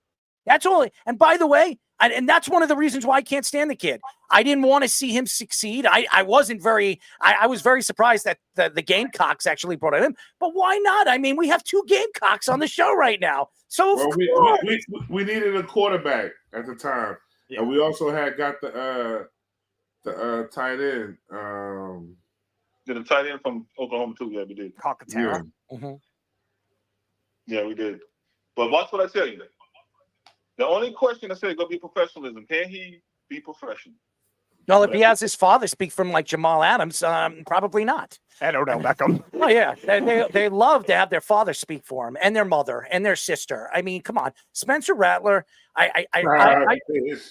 I'm just telling you the truth. I don't know him personally, and I'll tell you right now, we wouldn't be hanging out. That's for sure, because there'll probably be a fight. Anthony, the other thing that Errol didn't mention to you is if Spencer Rattler's drafted by the Jets, he's no longer going to be a Jets fan. I won't be a Jet fan. You watch it. My Jets fandom, gone. I am telling you right now. If he becomes a Jet, I'm done with the Jets. It's sayonara. It's sayonara. I'll be a Giant fan. That's where I'll go. I'll go to the Giants. I'm telling you. I told you, no, you know you'll come home to the Chiefs, you fucking bandwagger. Bandwagger? Get the hell out, bandwagger. Listen, you little smurf, okay? All right? Yeah, listen, if you want to show up those muscles, Papa Smurf, you could do whatever the hell you want. Oh, look at that. Like, la, la, la, la, la, la, la, la, la, la. Anthony, for context, this is they were talking about an hour ago in the show, but saying who could bench more for like, what was it, 225 pounds or whatever. Errol said he could do 30 to 35, and Sean didn't believe he could do it. So this is now the graphic to depict their future competition. Mm-hmm. 30 to 35. 30 to 35 times, 225 reps. I need to see it. All right, let's do it. I'm going to do it. How about this? I'll do it. I'll come down to. Where are you? You're Carolina? Charlotte, North Carolina. It's 45 minutes from South Carolina, Columbia. All right, because I have friends that live in Wilmington. I'll come down to Charlotte. The airport code is CLT. Okay, that's all you need to know, bro. All right. Listen. If you do 225, 30 to 35 times, I want to see it. All right. Let's do it. I will come to your gym. I am already. I told you he went to the juice gym. I am already, baby. I'm already. So you might not Get the hell out of here. Sean, I'll tell you what, Sean. You can give me a drug test if you think. I would never do that. I would never. He's juicy. No, I'm telling you right now, I will. You won't come close to. You won't come close to. You won't. You barely get 20. You might not get 20, man. Oh, you want to bet? Oh, might man. get 20. Lad, what are you going to bet? Come on, give me something. You give me that Super Bowl ring. No, I ain't going to. Come on, man. Super Bowl ring. I tell you what. I bet you 500. You gonna get it 30 times. What? 500? Hey, come on, man. You gotta put some real money in my pocket, and I'll prove it. $1,000. How about 10 grand, baby? 10 grand, baby. I want the money. Show me the money. That's what I'm talking about. $1,000. Come on, man. That's pocket money for you. Come on. Hey, that's marketing money. Hey, if you the guy, that's marketing money, man. Marketing money. For marketing money. Yeah, I'll give you marketing money. Okay. Marketing. I got 2,500 on it then. That you won't get it 30 times. All right, 2,500. You got it. I'll make that bet. I'll make that 30 to 35 times because the other day I did 31. I'm trying to get to, I've been pushing. You know, I always do 25. It's very easy. That's easy for me. I get tired after 25, but I get it. I'm getting tired now. 225 bench, flat bench, flat. Yes, full extension, flat bench. Not bouncing it off your chest. Talking about yeah. What are you talking about? I'm watching. Listen, I watch what they do at the combine. You think I can't do that? Oh, man. I'm gonna just tell you, Anthony. I'm 230. I'm 231, and I do 3,000 push-ups every week. Okay, 3,000 push-ups. So that's what I do, and that's what I do every week. 3,000 push-ups every week. Even when I go to the gym. I'm telling you right now. You do 12,000 push-ups a month, huh? Yes, I do. How you keep count? What do you mean? How do I keep count? Right. Every set that I do 25 to 30. Okay, and I do 250 push-ups in the morning and 250, sometimes 250 push-ups at night. And I'm working out and I'm doing. What are you talking about? I don't know. Your feet are dangling. You know you're a little Power Ranger. So I'm a Power Ranger, dude. What are you talking about, dude? You've never even met me. Do you know who you're speaking to, buddy? Do you know? I mean, I'm not no small little dude. I got 230 pounds, and I don't have flab, buddy. I don't have flab. I don't eat pancakes. Hey, my sources tell me, man. Your sources can kiss my rear end, okay? Ooh. Tell your sources they can kiss this Speedy, I'm getting under his skin again, Speedy. There's no skin. Wow. Listen, it's just a little friendly banter. Why don't we bring your little Chad Ochocinco on the show? Okay. I gotta holler at Ocho. I actually do. I need to holler at your boy. Okay, holler at your boy. All right. No. All right. He's in New York right now. All right, there you go. Maybe we'll get Ocho here, and you guys. I don't have to go to Charlotte. He could sit there at the gym and watch me do it. Okay, I'll give you that. I'm in Long Island, man. Long Island. You know, man, he's part of the fake Jersey Shore crew, bro. Oh, stop with the Jersey Shore garbage. I am nothing like those idiots. Hey, Fish, put that Jersey Shore like on that I am real, baby. Hey. I am real. You're looking at a real man. Him and my man we had on before, Pat Rizzo, the Sports Illustrated writer for the Mets and Yankees. Hey, them boys with that Jersey Shore. Hey, Fish, get a graphic of them two together. Hey, Sean. Hey, Sean, how many times did you do 225 at the combine? 0. He never was at the combine. But guess what? I had a pro day. And on my pro day, what did I do? I think I did it 28 times. I did it 28 times. We did it 28 times? Yeah. All right. How much could you do now? So I probably get 30 right now, easy. How much you weigh? Right now, I got on the scale. What was it? Yesterday. Wednesday, I got on the scale yesterday. I was 335. All right. So you're 100 pounds more than me. Yeah. Yeah. And All I'm right. faster than you. You're not faster than me, buddy. You're not faster than me. I can bet you that now. Okay. I'm going to tell you this right now. You're not faster than me. I can bet you that now. All right. Ain't too many big All right. people moving with these feet like me, bro. Dude, Trust me. you really don't know who you're talking to. No, I'm no. coming to Dallas, Texas, baby. You Let's don't- you go. don't know Get who- me the cones. First Get me of the all- cones, baby. Get me the cones. I don't need cones. First of all, people will tell you, man. I'm one of the most biggest for a big man. I'm one of the fastest big men they done seen move the way I move, bro. Hey, Anthony. Just saying. Hey, Anthony, when everybody asked me, have I ever seen Bigfoot, a Sasquatch? I said, yeah, I met him, Sean Smith. Wow. Damn.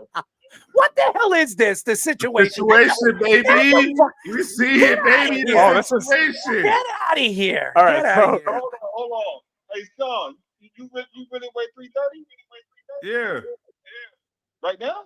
Yeah. Man. How tall are you? 6'2.5". Damn, boy. Into the updated graphic. Anthony, you're in there. When I left the league, I was 352. Damn. Hey. Yeah, Might man. work on that now. Huh? 330? That's a lot, man, for your size. Shit, that's what you thought I played at. My playing weight, I had to weigh in at 335. I know, but I'm saying from a health standpoint. I mean, I go work out, bro. I'm in the gym. What are you picking up? Pancakes? Nah, because if you see me, you wouldn't think I weigh what I weigh. Bro, at one point in time, I was the heaviest I got since when I retired. The heaviest I ever got was I was 386 at one point in time. I love you, Sean. I love you, man. I was 386, bro. I'm not a gamecock, but if you want to inherit, that emblem, Speedy, I think I should inherit an emblem. What do you think? I don't know. Do you want to inherit? I don't know if I'm a Spencer Radler went to. I don't know if I'm a gamecock, but I don't know. You're representing the same school that Spencer Radler went to. By the way, Spencer Spencer Radler's going to the Jets. Spencer Rattler's going to be the best quarterback to come into the draft. He's going to the Jets. He's going to learn from Aaron Rodgers. I'm sorry. Yeah, he'll be. I like him over the kid from Michigan. What's his name? McCarthy. JJ McCarthy.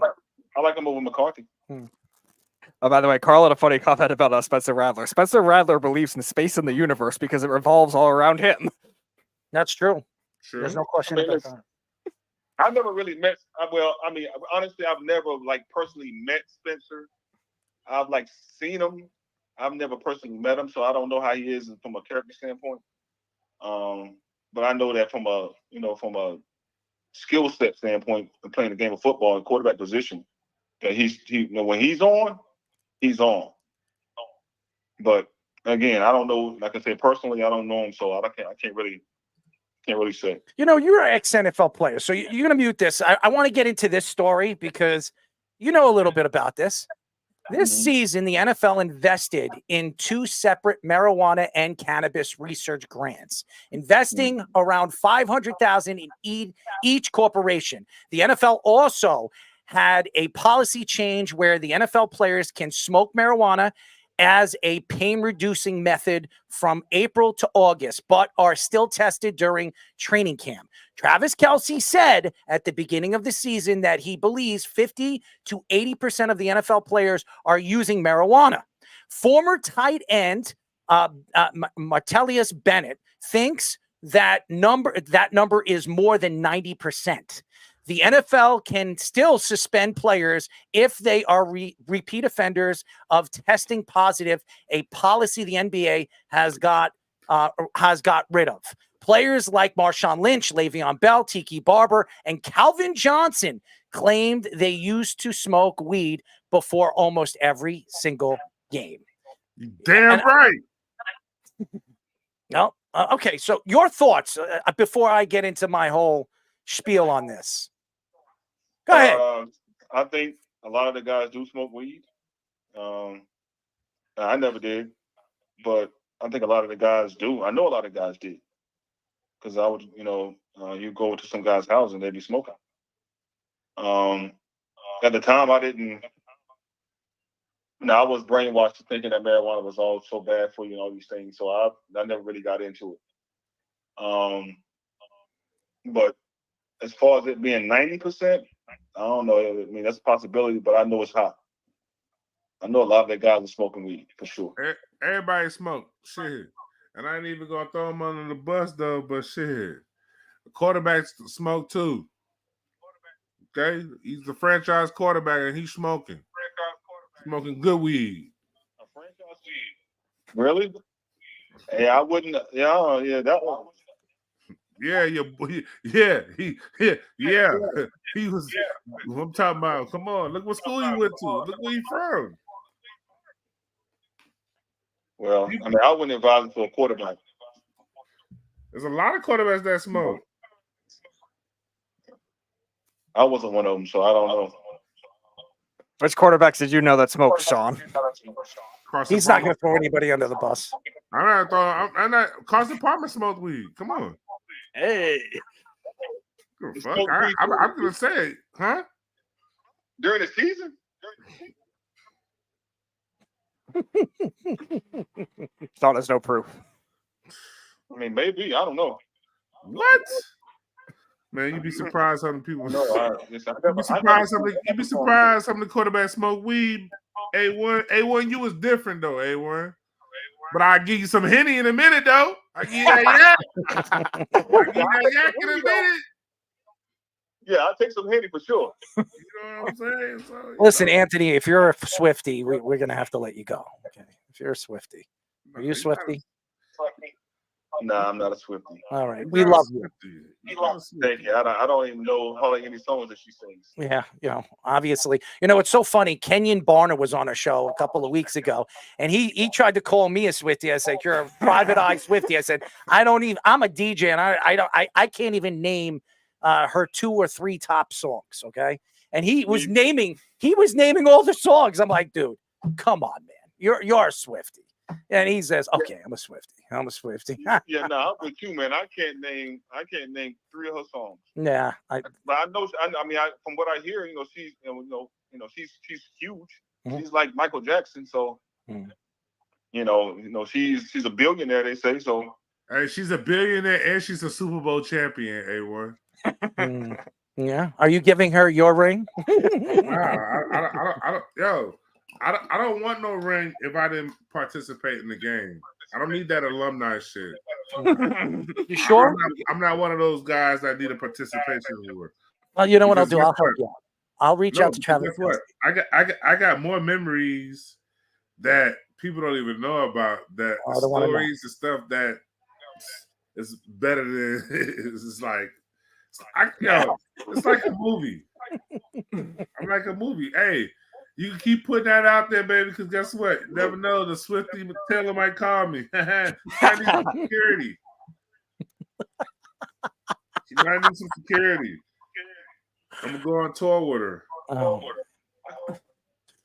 If you went on a big, could you imagine a Bigfoot coming through the door? Hey, you can call me Bigfoot all you want. Guess what? I know Taylor Swift is smoking. All right, Anthony, we love you. Keep up the good work. We will talk to you soon, bud. We love you. Keep up everything that you're doing. Keep up the good work, and we'll talk to you very, very soon. Man, I'll talk to you in the Gamecock chat, man. I'll talk to you in the chat, man. Anthony Wright, ladies and gentlemen, ex-Steeler, Cowboys, Ravens, Bengals, Giants, fantastic Super Bowl champion. And I want to get into this whole marijuana thing because Travis Kelce was on the Pat McAfee show today, and he got suspended when he was in college and almost didn't get drafted. His brother, Jason, actually stood up for him, spoke to the coaching staff, and practically begged for him to not be suspended and not be kicked off the team. And that's why Travis comes out and he speaks very, very highly of his brother, because if it wasn't for Jason, Travis Kelce wouldn't be Travis Kelce today. And I will say this, marijuana to me should have been allowed for the last 25 years. Okay. It should have been allowed.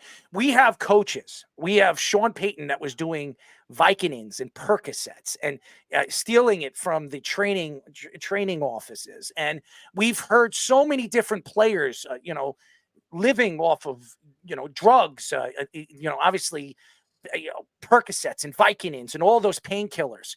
And marijuana is made from the ground. It's the earth. It's earth. It's green. Yeah. And I don't understand the NFL. I never understood the NFL. I mean, do you remember a guy named Gordon? He played for LeBron. Josh Gordon, man. Josh Gordon. Yeah. Flash Gordon. And this guy was one of the best wide receivers in football. If not, at one point, was a top 5 wide receiver in football. And the NFL obviously had the testing positive. He tested positive on the policy, and he was suspended from the league, not 1, but 2 years. And he had to work to get, obviously back into the NFL. And then he got suspended again, and he became a car salesman. And then it took 2-3 years after that for the Patriots to bring him back. So Marshawn Lynch was smoking weed in his car, and that's one of the reasons why the Buffalo Bills decided to part ways with him, and that's why he went to Seattle. Okay, I don't know if anybody knows that. Le'Veon Bell came out and said this when he was in Pittsburgh during the season, in the offseason. He was smoking with not 1, not 3, but 4 or 5 Pittsburgh Steelers on the roster, top players on the roster that was smoking weed. Okay, when you look at the opioid addiction that's going on in professional sports, it's been really, really bad for years. And none of these commissioners, we talk about Goodell, we talk about, even Adam Silver and all the other guys that David Stern, I'm sorry, not David Stern. David Stern, all the different guys that were a part of the NBA, the NHL, the NFL, and even the MLB. How many times we've heard about steroids, and how many players that have been on the show that said that steroids should be allowed in professional sports because it keeps them on the field. If they want to ruin their bodies, they want to hurt their bodies, they should be allowed to do whatever the hell they want. That's steroids, though. That's steroids. Why wouldn't you? But first of all, you're going to tell me right now that Nick Bosa isn't doing steroids? You're going to tell me that right now? That guy is built like an ox. There's no natural, as far as his body. And I'm telling you, I used to personal train. I've seen these guys and the way they train. These guys, that kid is built like an ox, Sean. All right? Yeah. That is not natural. That is not a natural body. Terrell Owens, you're going to tell me he never did steroids? Nah, he didn't do steroids. You don't think he did steroids? Mm-mm. He did something else. TL was on that other shit, but it wasn't steroids, though. These guys are some of these offensive and defensive linemen, the way they're built. And how did they shrink? After they retire, they shrink so much. I mean, look at Thomas. I say that about some of them. Prime example, okay. Eugene Monroe. He's skinny as hell. He was a big lineman. He's big on weed. Yep. He's skinny as hell, but he wasn't on no steroids. I don't know. And I'm not saying that he was. I'm not going to accuse anybody. No, I'm just saying, though, it's easy for, when you look at the offensive linemen, most of the offensive linemen, yeah, they lose weight and look skinny as hell when they're done playing. All offensive linemen. The problem is with the professional sports, obviously the best of the best, and that's what they try to preach to the players. When you get drafted or you're in the NBA, you have to understand that there are thousands and thousands of kids that want to be you. There's thousands and thousands of opportunities for you to lose your job. And that to me is a bunch of crap. I mean, if you're the best player on the field, if you're Flash Gordon, if you're that type of player and you're one of the best wide receivers in the league, and because you want to smoke marijuana, you decided to smoke marijuana, then play professional football. You decided to step away from the game of football because you couldn't do the things that you felt was good for you. Ricky Williams, look at Ricky Williams. Ricky Williams could have went down as one of the greatest running backs of all time. And one of the reasons why he stepped away from football, marijuana.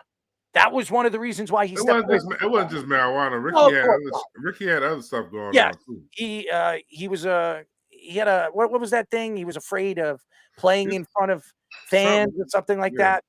that, of something of that magnitude. But Ricky Williams, one of the main reasons, I don't know if anybody's seen the 30 for 30 from Miami. When he was on Miami, one of the main reasons why the Saints decided to part ways, he decided to part ways and retire for the 5 years, and then went back to Miami and got in trouble twice. This is Being the same caught guy with that put on a marijuana. dress and a wedding dress. So come on, man. I'm Stop. sorry? This is the same guy that put on a wedding dress. So Yeah, stop. well, I mean, Oscar De La Hoya wore all different I'm kinds of just saying, women though, stuff. you put on a dress and took a whole photo shoot with Sports Illustrated. Something's wrong. Listen, No, no, it's all listen. about money, baby. It's all about money. That wasn't about no money. You're gonna tell me that Ricky Williams didn't make anything off that? No, that was just a shoot. That was no money. I definitely got to get Ricky Williams on the show because I can't believe that Ricky Williams was just going to take pictures in a woman's dress and not get paid. It's for ESPN. It's a spread. They did an article. You read the article. I forgot what the article was about. I never got it. I'm not a big Sports Illustrated, guy. I never was. Only when the swimsuit edition came out, I actually bought. Oh, you perv. Sports Illustrated. Well, I'm just telling you the truth. I was a big fan of the Sports Illustrated. He was a fan of the What Victoria's makes me a Secret. perv? Because I like to look at beautiful women. You was looking at the Victoria's Secret model magazine when it came to the house. Is that what I was doing? Is that what I was doing? I was smoking some of that reefer that you're smoking right now, and I was looking at Victoria's Secret models in their pictures. Come on, man. I know what you were looking at. You were looking at Playgirl.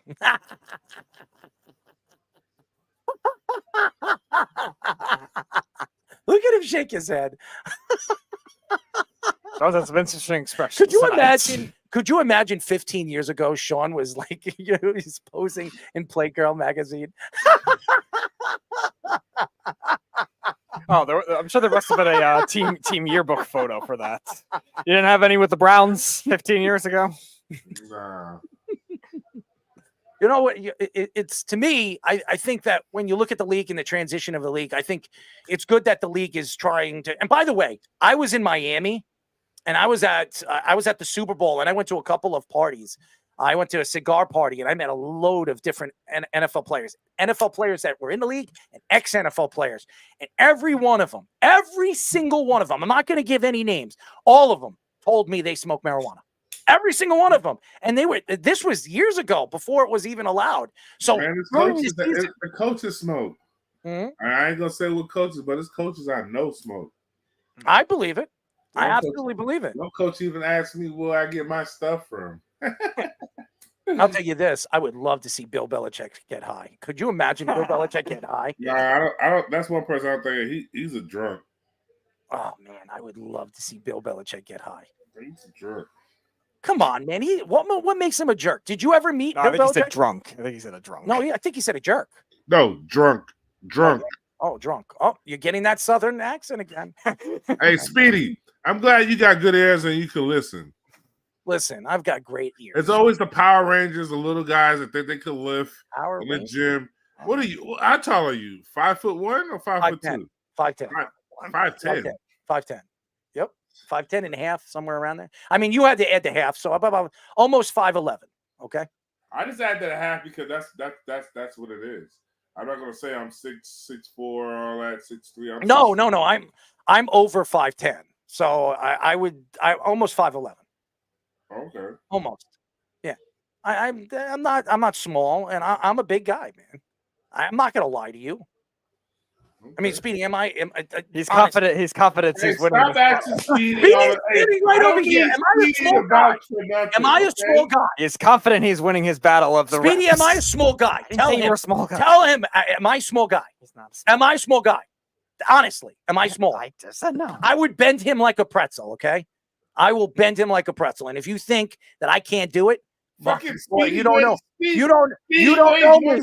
You don't know me. Wet, Dude, I boxed for how many years? 7 years. I did MMA. I've trained with some of the best MMA fighters in the whole world. So don't sit here and tell me that I don't know how to be conditioned and how to condition my body.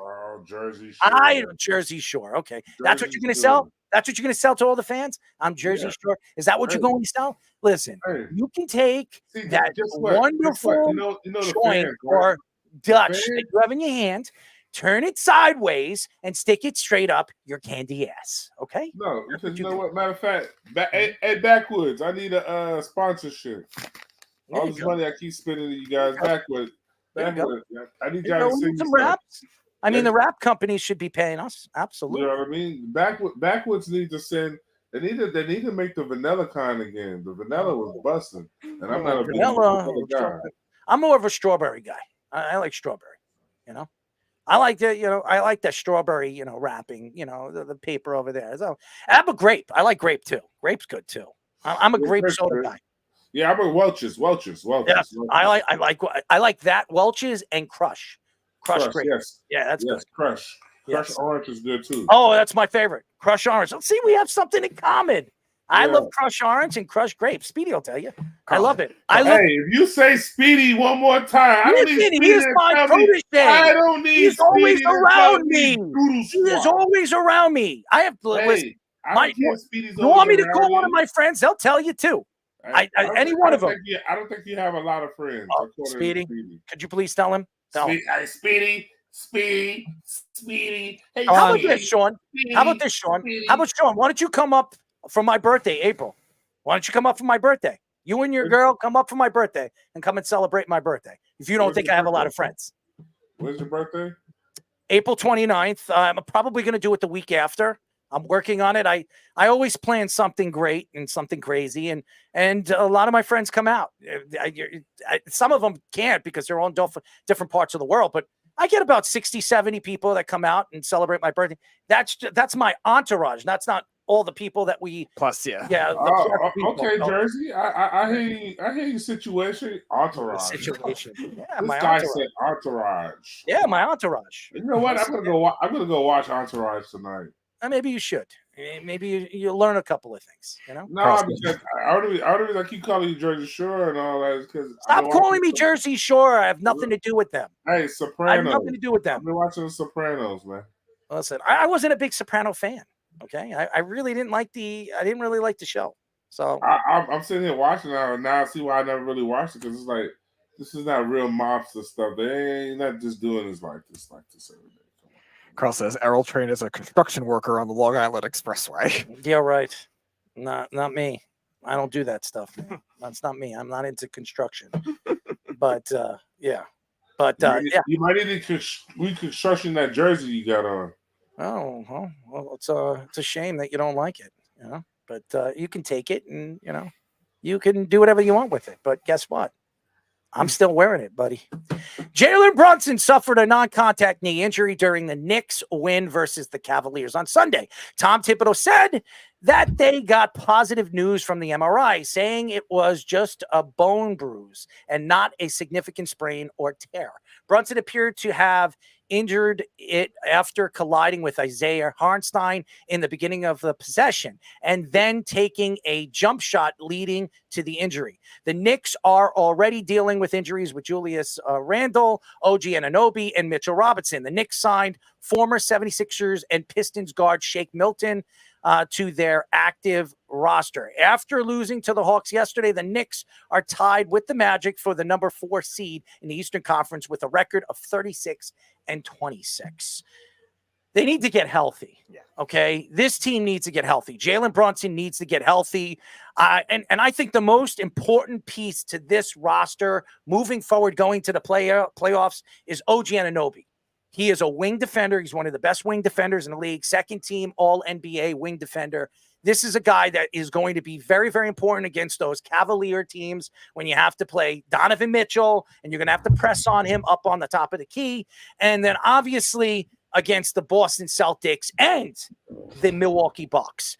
And again, Jimmy Butler, a guy that gets hot in the playoffs. Miami is a dangerous team. You're going to need OG Anunoby. They don't have players that could defend those type of wing players that can score at will and get to the hoop. When you have a guy like OG Anunoby, look at the Knicks record when OG Anunoby was on the roster and playing. They were, I think, at one point 14-2. Yeah. And they need OG Anunoby to be 100% healthy. And they need Jalen Brunson. I mean, Mitchell Robinson is going to be a very important piece against the Cleveland Cavaliers. They're a bigger team, more stably big team in the NBA, and also against the Greek Freak if they're going to be matched up against the Greek Freak in the second round. It was a scare. I think if anybody was watching the game and anybody saw Jalen Brunson getting carried off and pretty much limping off the court, barely could put weight on his ankle. I thought it was an ankle injury. Then they said it was a knee injury, and then we found out it was a contusion. As a Knick fan, you definitely had a sigh of relief. And I know, Sean, you're a Knick fan. Speedy, you're a Knick fan. Obviously, Fish, you're a Knick fan. And Fish, I want you to come in, Fish. I want to know all your thoughts, because I know everybody keeps looking at Jalen Brunson and how important he has been this year for the New York Knicks, becoming a superstar right in front of our eyes. But OG Anunoby, when he is in the lineup, this is a different lineup. This is a different roster. So obviously, Speedy, you look at Jalen Brunson, everybody keeps saying, let's get him healthy. Let's wait 2-3 weeks, but you don't want to fall all the way to 6 or 7 where you're going to be matched up against Milwaukee in the first round or against one of these top teams. Right. That's the dilemma, because I mention all the time with the NBA playoffs, it's very difficult to be able to do it as a lower seed. The Miami Heat are really the only team that have made the NBA finals as a 5 seed or lower. And that's the exception of the rule for really the last 20 years. Dallas Mavericks are the last to even win an NBA final as anything lower than a 3 seed. And so that's the dilemma you have with Brunson. And this goes to show that Tom Thibodeau still was kind of stuck in his ways in the month of February. I think the Knicks starters played the most. I think 4 of the 5 Knicks starters were top 10 in minutes played in the month of February, per game. And that comes to show you all these injuries that end up coming with OG Anunoby right when he came into the Knicks right away. Jalen Brunson now. So the only difference with this is Jalen Brunson. I don't know if there's a player on this roster that can replace him. The Knicks have accumulated good wing depth. Now, defensively, OG Anunoby brings something that they can get offense from the wing depth that they have. I think they need OG Anunoby. I'm not saying Jalen Brunson isn't important, but OG Anunoby, he's the guy that's going to stop the best player, the best guard on every single team. Easily. And you look at the Cavaliers and Celtics, the way they're structured with the wing depth that they have now, it's Cavs a lot better than they were last year offensively. And the Celtics, we know how good their wing depth has been for pretty much the last 5 years. And that's somebody that is going to be hard for people to replace. Now, you mentioned Mitchell Robinson. I think Precious Achiuwa has done a very good job in the Knicks. And Isaiah Hartenstein continues to play well. I was thinking, okay, maybe this is just a fluke. He was overperforming. No, he's not the whole year too. So I think they could do that a little bit better than they did last year. But like you were saying, the Bucks, the Cavs, and the Celtics still have some size, and especially Cleveland if they have to play in Cleveland with Mobley and Allen, they still have a lot of size. I'm not worried about Cleveland, Speedy. The Knicks took care of them last year, and they weren't anywhere as close to as good. Obviously, Mobley's a year better. He was a rookie. But look, the OG Anunoby trade, they were 14-2 with him before he went down. He was putting up plus minuses in the plus 30s all the time. And it was devastating just watching him get in the passing lanes. And then he loved standing in the corner shooting the corner 3. So, and I believe he was something around 50% doing that. And then he went down. I blame Masai Ujiri, sold us a bad bag of goods. I'm sure he's always trying to get at the Knicks. But I think they say he's coming back soon. You know, it was bone spurs in the elbow, 4 to 6 week type of a thing. He should be fine. Randall, next a little week, bit more worried. He should be in the next lineup week, next right? week. Yes. The Randall one worries me because that might linger throughout the season. I had a torn labrum playing football and JV football. Sean's will appreciate this story. I was on kick return on the wedge, and they banned the wedge the next year up in New York. And my idiot returner, who's one of my boys, yells poison like it's a punt. So I turn around looking for the ball, turn back around, and I get laid out like you've never seen, flow back 5 yards. But back in the day, kids, you played through those types of things. And that's my sports career. But and that's the last you'll ever hear of it. But so I'm always like looking at injuries. When the Brunson thing happened, I was like, oh my God, Tibbs strikes again. 45 minutes these guys are playing. Thank God it was just like one of the weirdest injuries you've ever seen. They said that like he got hit on the perineal nerve, which I had never heard of before. And I have. Did you have something with that? No, it happened. What's his name again? Stottlemyre. Stottlemyre in Phoenix had the same problem. That it started. Stottlemyre hurt his knee, and it was a contusion and everything like that. And that was because when this happened, I was looking up at all the other players, and it happened to Stottlemyre in Phoenix when he was a superstar in Phoenix. So I have heard. Yeah. Yes. And it gave him like this crazy dead leg where it looked like he had just completely torn everything in his knee. So thank God that's not the case. They say he's day to day at this point. You know, this is the deepest Knicks team. So I got to disagree with you, Speedy. I agree with you, Errol, about the depth of this Knicks team, the wing depth especially. These guys that we're playing right now, these are the backups. Yeah. I mean, really, the fifth guy when Brunson wasn't out there, I guess is Dante DiVincenzo or Josh Hart. You know, one of the two of them. Like, he's the sixth man. DiVincenzo is the sixth man. Yep. Yes. So you've got these guys, and all these guys are now playing 45 minutes because Tibbs is a psychopath, but in a good way. But now think what's going to happen as you get to the playoffs. All these guys have gotten good run this year, you know? So hopefully if we can all get back, you know, healthy in time, and now you have guys who have gotten into rhythm with the team and aren't just pieces that were great other places except for Shake Milton, who's just showing up now, who will get some run for a little bit still. I love that move, by the way, from the Knicks. Good one. He's great. He's another good wing defender.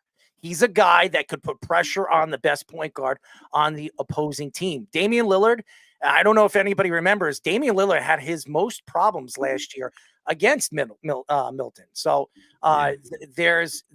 you're adding another guy that can put pressure at the best team's point guard. So, and he's a guy that's going to give you 13, 14 points if he plays enough minutes. If you give him, you know, 20 to 22 minutes, I think Milton can give you that. And he could be that other point guard coming off the bench that can run that offense. They thought Alex Burks was the guy that's going to do that. I don't think Alex Burks is that guy. I think Alex Burks is just going to give them enough for the regular season. You will not see Alex Burks play in the playoffs. I cannot. You will not see that. And McBride is a young player, and that's the thing. McBride is a good young player. He's a good defender, and that's why they decided to part ways. You know, in the middle of the season with the guard play that they did. And I mean, obviously, they decided Quentin Grimes wasn't a good fit with this team. They thought McBride could fill in. And Sean, you're a Knicks fan. You sit here today, and you're looking at all these injuries, and the Knicks, their three best players at their position are hurt. What do you think that this team is going to be healthy enough to make a run in the next month, in the month of April? Yeah, I think so. We'll get guys back. I think the role player guys are going to step up and get us enough to keep us in that fourth seed to get into the playoffs, and we have our starters back, and we'll make our run. You know, it scares me because of the Tom Thibodeau curse. And I say it's a curse because Tom Thibodeau is a good coach. I've always thought he was a good coach. I wrote a story, and again, if you ever check out, you know, our stories, I used to write for our network, and I wrote a story a year before Tom Thibodeau was brought in by Leon Rose. And I said, Tom Thibodeau is the perfect fit for the Knicks because the Knicks haven't had a defensive-minded coach since, what's his name again? Played for the coach for Atlanta when they had 54 wins with Carmelo Anthony. Woodson. It was Woodson. And before that, it was really Jeff Van Gundy. And one of Jeff Van Gundy's guys was Tom Thibodeau. So I thought he comes from Connecticut. He grew up a Knicks fan, and he always wanted to coach his team. They were quite a dude. Donnie Walsh didn't want to hire him. He didn't think he was a good fit here. And then Leon Rose came in. He was very close with Tom Thibodeau. And look what Tom Thibodeau has done. If you look at the 4 years that Tom Thibodeau's been here, this year, his first year, he won Coach of the Year. The second year, he was pretty good. The third year was last year. I thought he could have been fired at the end of the season. I thought he made a lot of mistakes against the Miami Heat. He was outcoached by Spoelstra, and now going into this season, the transition to Jalen Brunson, and Jalen Brunson was on the team last year, but I think Brunson became a star this year and had a lot to do with. If you look at what Tom Thibodeau has done in the past years, Jimmy Butler. Look what Jimmy Butler became when he came from Marquette. I mean, Jimmy Butler wasn't a star until he worked and he played for Tom Thibodeau. Then you look at Derrick Rose. Derrick Rose was a star, but Derrick Rose game transition when he was playing for a guy, Tom Thibodeau. I think this is the same thing that's going on with Jalen Brunson. I think OG Anunoby, if the Knicks can work him right, he could be another Jimmy Butler. And I think this could change the Knicks, something that the Knicks have not had even in the 90s. The problem, and you know this, Sean, you were a Knicks fan in the 90s. What was the problem with the Knicks against the Chicago Bulls? What was the problem? Charles Smith. No, besides that, what was the problem with the Knicks in the 90s? Why they could never beat the Bulls? Couldn't finish. No, there was another reason. We didn't have another score. We didn't have a wing defender to stop or even keep Michael Jordan, from doing the things that he did at Madison Square Garden. They never had a wing defender. Never. All the good wing defenders, we Bowen and all these other guys. We could go up and down. Even in the 90s, you look at the Olajuwon teams and stuff like that, and how they built that Olajuwon team. Clyde Drexler was a great defender, great perimeter defender, could put pressure. Couldn't stop Michael Jordan, but who can? You can contain him, but you can put him in a position to force him to do things that he didn't like. So the Knicks have never had a wing defender, and they tried for years to look for one. You remember? I think it was in 2002. I think it was 2003 with those Knicks teams, and it was the tail end of Sprewell's career with the Knicks. They still were a pretty good team. The problem with the Knicks is they could not wing defend. They could never find the guy that could help out around the perimeter. I think this is the first time, honestly. They have one of the best wing defenders in the NBA. And I think that he could play a big part. If they want to stop the Celtics and Jaylen Brown and a guy like Jason Tatum, you need to keep them off the perimeter. You need to push them in spots where they are forcing shots and putting up shots where they're not comfortable in. I think OG Anunoby is the secret. It's not Jalen Brunson. As much as I love Jalen Brunson, and by the way, you need a healthy Mitchell Robinson. We don't need Julius Randle. We don't need the bricklayer. This guy has never been good in the playoffs. Go look at the last 2 years in the playoffs. He is horrible in the playoffs. Horrible. And he's never healthy at the end of the season. He's going into the playoffs where he misses. He's back with the last week and a half, and he goes into the playoffs where he's cold. I don't want Julius Randle back. I want OG Anunoby back. I want Mitchell Robinson back. And I want Jalen Brunson back. I want these guys to be 100% healthy, or at least close to 100% healthy, if they're going to make a run for the NBA title. And I don't know if this year's the year, but I'm telling you right now, the Knicks could go to the Eastern Conference Finals. Yeah. They could beat Miami. They could beat Milwaukee. They could beat the Cleveland Cavaliers. We've seen them do that. They could beat any team in the Eastern Conference. There's still questions about the Boston Celtics. I just think the Celtics front five is better than whatever the Knicks are going to give up in the front five. But the Knicks have more depth. And the secret here is OG Anunoby. And again, you also look at, like we were saying with Randall, like Randall so far has, before he got hurt, has taken steps back where he's not shooting as much of a volume. And that's the thing that's damaged the Knicks in the playoffs, is when he's shooting at a high volume and also really bad too. Less than 41% shooting from the field, and he's taking the most shots in the game. That's not the ideal circumstances. Now the Knicks have enough 3-and-D type wing players to be able to take the load off.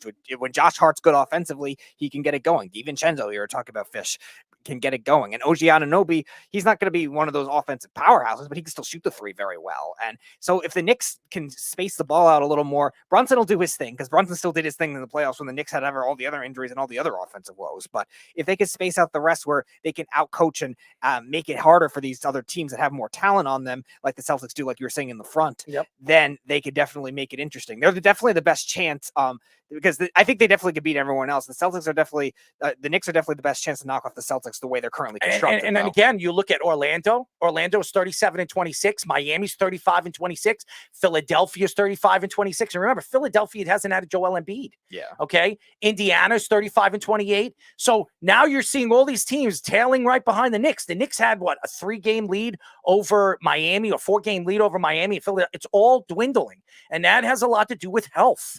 And they don't want to fall to 7, because right now, if they go into the playoffs at 7, they got to play in a play-in game. They got to play Atlanta. And who beat them last game? Atlanta did. I don't trust Atlanta. I don't trust Trey Young.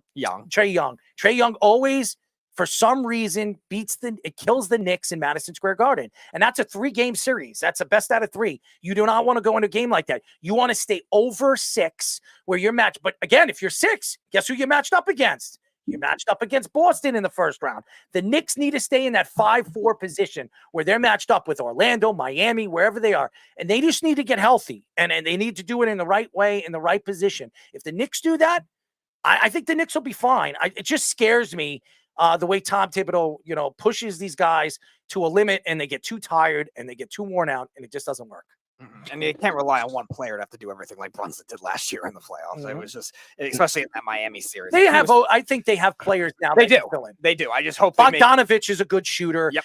He hasn't shot the ball very well since he's come to the Knicks, but I think because he's been starting, he's going to be part of the second team guys coming off the bench, and they need to give Bogdanovich the opportunity to develop what he needs to do, what he needs to be as a player off the bench. He cannot be starting and then playing off the bench and then starting and playing off the bench. You need to get him accounted where he is and what he needs to do as a player and as a part of this team moving forward. Yeah, I'm more worried about the rotation as much as I am with the total minutes played and also the amount of shots taken. Like, I wanted the Knicks to make it interesting, make them have to guess defensively, because all these teams, besides Milwaukee, all these teams that they're going to have to play in the playoffs are all good defensively too. So you have to keep them guessing and not have like one obvious game plan or one obvious guy shooting around a game like Mr. Julius Randle. I'll tell you what, though, with everybody out and the Knicks sliding, I'm not much of a gambler, but I'll give you my little bit. Take the Knicks to come out of the East now. You're going to get the best odds you're going to get on them the rest of the way with the slide right now. Even say they, before OG comes back, because I swear, the way that they played after they traded Barrett and quickly for OG, it was a completely different team to me. I don't know if you saw the same thing, but even Randall played very differently with Anunoby on the court and Barrett not clogging everything up with his nonsense. And, quickly was great, but you're going to have to pay quickly next year. So it just made so much sense to make that deal. And then when they played with him, I thought Randall reached another level, just playing off, not being the center of attention, having the guy like Anunoby to do more of the hustle work that Randall would try to do, and kind of exhaust himself and not be as good offensively. I think it's a great roster construction. Got to give it up to Leon Rose, man.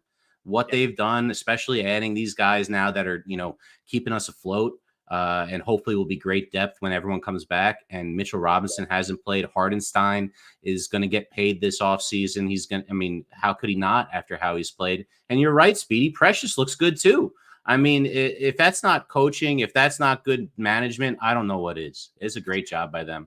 And also, they still have their 6 first-round draft picks for the next 2 years, and they have, I think, 8 second-round draft picks. So they have pieces they can move in the offseason if they want to move it. I think the Knicks need to ride those draft picks and start rebuilding and building on the talent that they have already. And Leon Rose, go look at his drafts. They're pretty good. Obi Toppin really fell off, but Emmanuel Quickly was a good draft pick. I thought Quinn Grimes was going to be good, and he might be good. He just didn't develop quick enough for the Knicks. So, but the Knicks, I really believe, and by the way, the Knicks haven't had a first-round draft pick in almost 3 years. Yeah.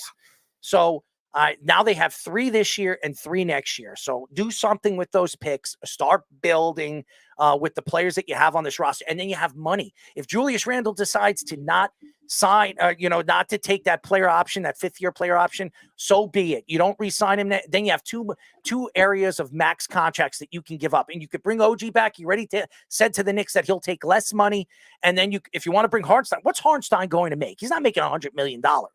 Hartenstein's going to get DiVincenzo kind of money. He's going to get like 65. He'll get over 10. He'll get over 10 a year. Yeah, he'll get I think Hartenstein deserves as a second big man on the team. He's going to get Mitchell Robinson money, 60 million, 65 million. That's what he's going to get, maybe a little bit less. So I think that the Knicks are positioned very, very well in the offseason there. And by the way, let's not talk about the offseason. Let's talk about this season. They could still make a run and win an NBA title this year. Look what they did to Denver with OG in the lineup. Look what they did to the team when they went on the run and they were 14-2. They beat good teams. With Joel Embiid, that 76er team, they were good. So and they beat them. So it's not like they can't beat the better teams in the NBA with the talent that they have and the roster at full strength. Oh, man, what a show, by the way. Thank you to all the different people that were on the show. Thank you to Snug for calling up and just pissing me off, as he always does. Snug seems to love Sean, too. Yeah, well, Snug likes everybody but me. It's okay. That's all right. I don't mind being a bad guy.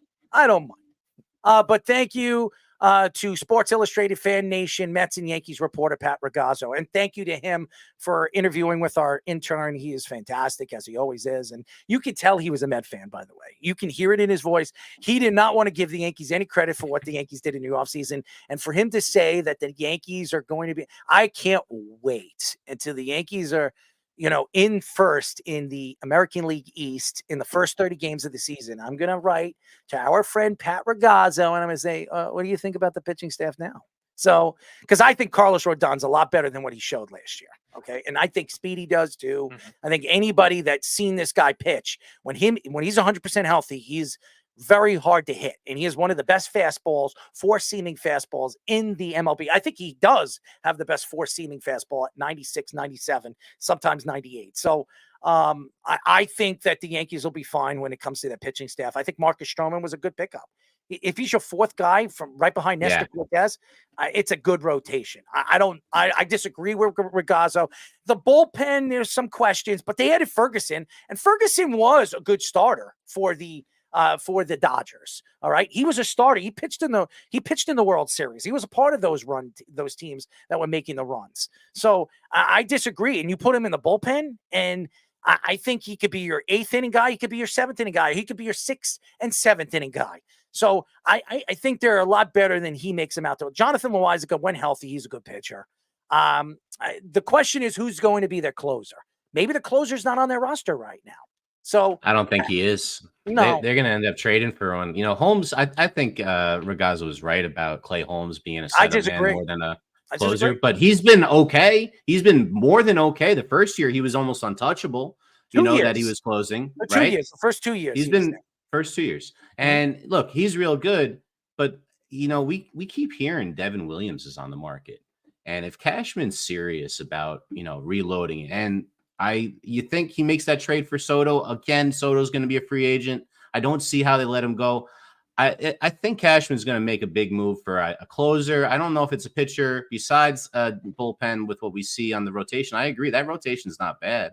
That King trade, even though it's Juan Soto, and you have to give to get that King trade really just.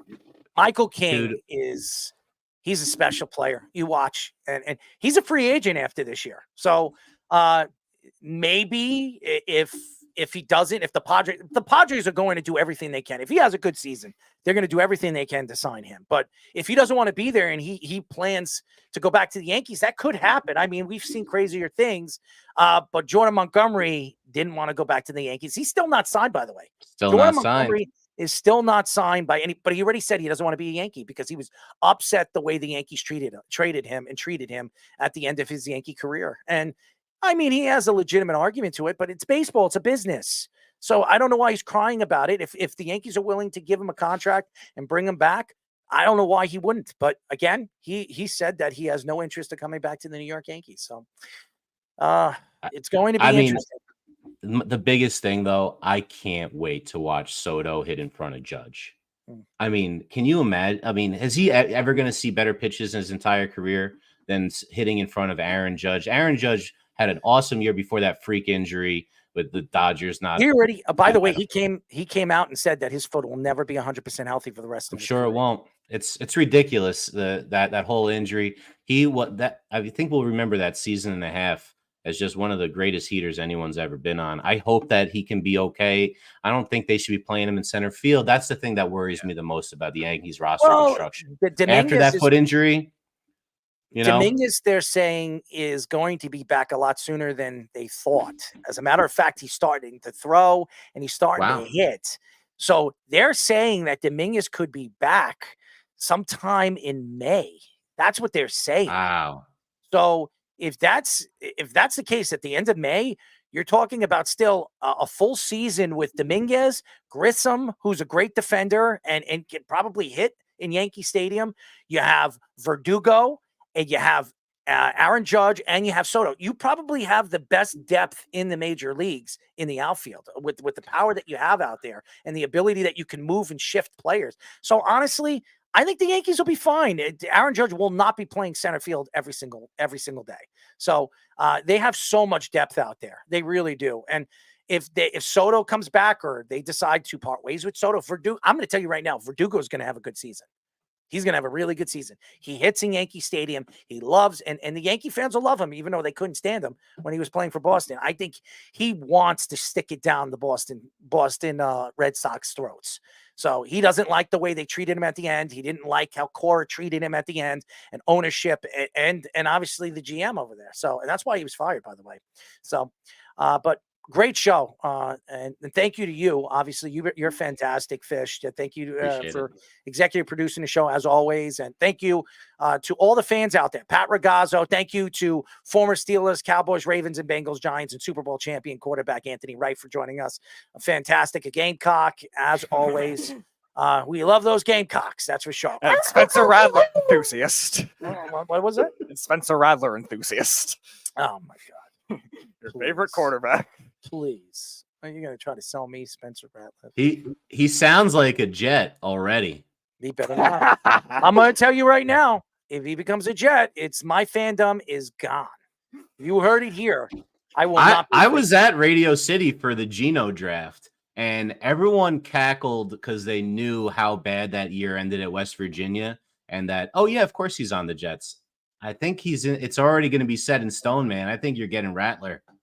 No. If I'm getting Rattler, I'm going to be rattling myself out as a Jet fan. Okay. So I'll be using a rattle and I'll be going somewhere else. You shift it. Yeah, that's right, Sean. I'll be, I'll be a front runner, whatever the hell you call it.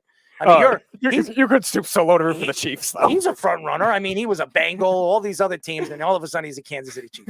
Thank you, because they're Super Bowl champions. Good, we love him. Sean, as always, we love him. Sean the Swiftie. He's a Swift. He needs to Swift his way, into the woods. I mean, obviously, right? He reminds me of a Sasquatch. I love you, Sean. I love you. But thank you to all the fans out there. Thank you to you, Speedy, for being you, as always. How's Mom doing, by the way? I'm not sure. You haven't asked her today? I have not. Is she feeling good? Is she feeling hungry? Does she like her sausages? I don't know. Well, no, she's not crazy about that. She doesn't like sausages? She's not crazy, no. What does she like? Hot dogs? Yeah, a little bit. Not her favorite thing. She's not as much of the pork enthusiast. No, she doesn't like pork. Not as much. Like what does she like? She prefers chicken and beef. Chicken and beef. She likes the beef, right? Big beef? A lot of beef? A lot of beef. I don't think she cares about the portion size. So you're telling me she doesn't eat a lot of beef? Again, I don't think she cares about the portion. I think she eats a lot of beef.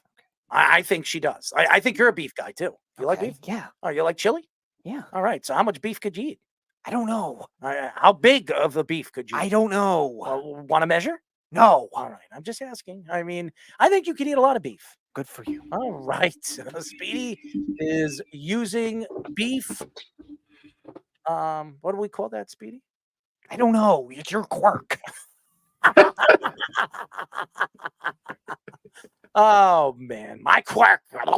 Anyways, thank you to all the fans. Keep listening to us. Go check us out. Go to our website, www.worldwidesportsradio.com. Check us out tomorrow at 7 o'clock. Who do we have on, Speedy? So returning to the show at 9 o'clock, former Twins, Pirates, Marlins, and Yankees first baseman. Why do you do that all the time? Just give us, 2 teams, all right? What do we have to add, like 60 teams? Could you imagine a guy like Sean Smith? He's played how many teams? He played for 5 teams. You're going to put all the 5 teams. Look at Anthony Wright, Bengals, Giants, Cowboys, Ravens, Steelers. Come on, Super Bowl champion.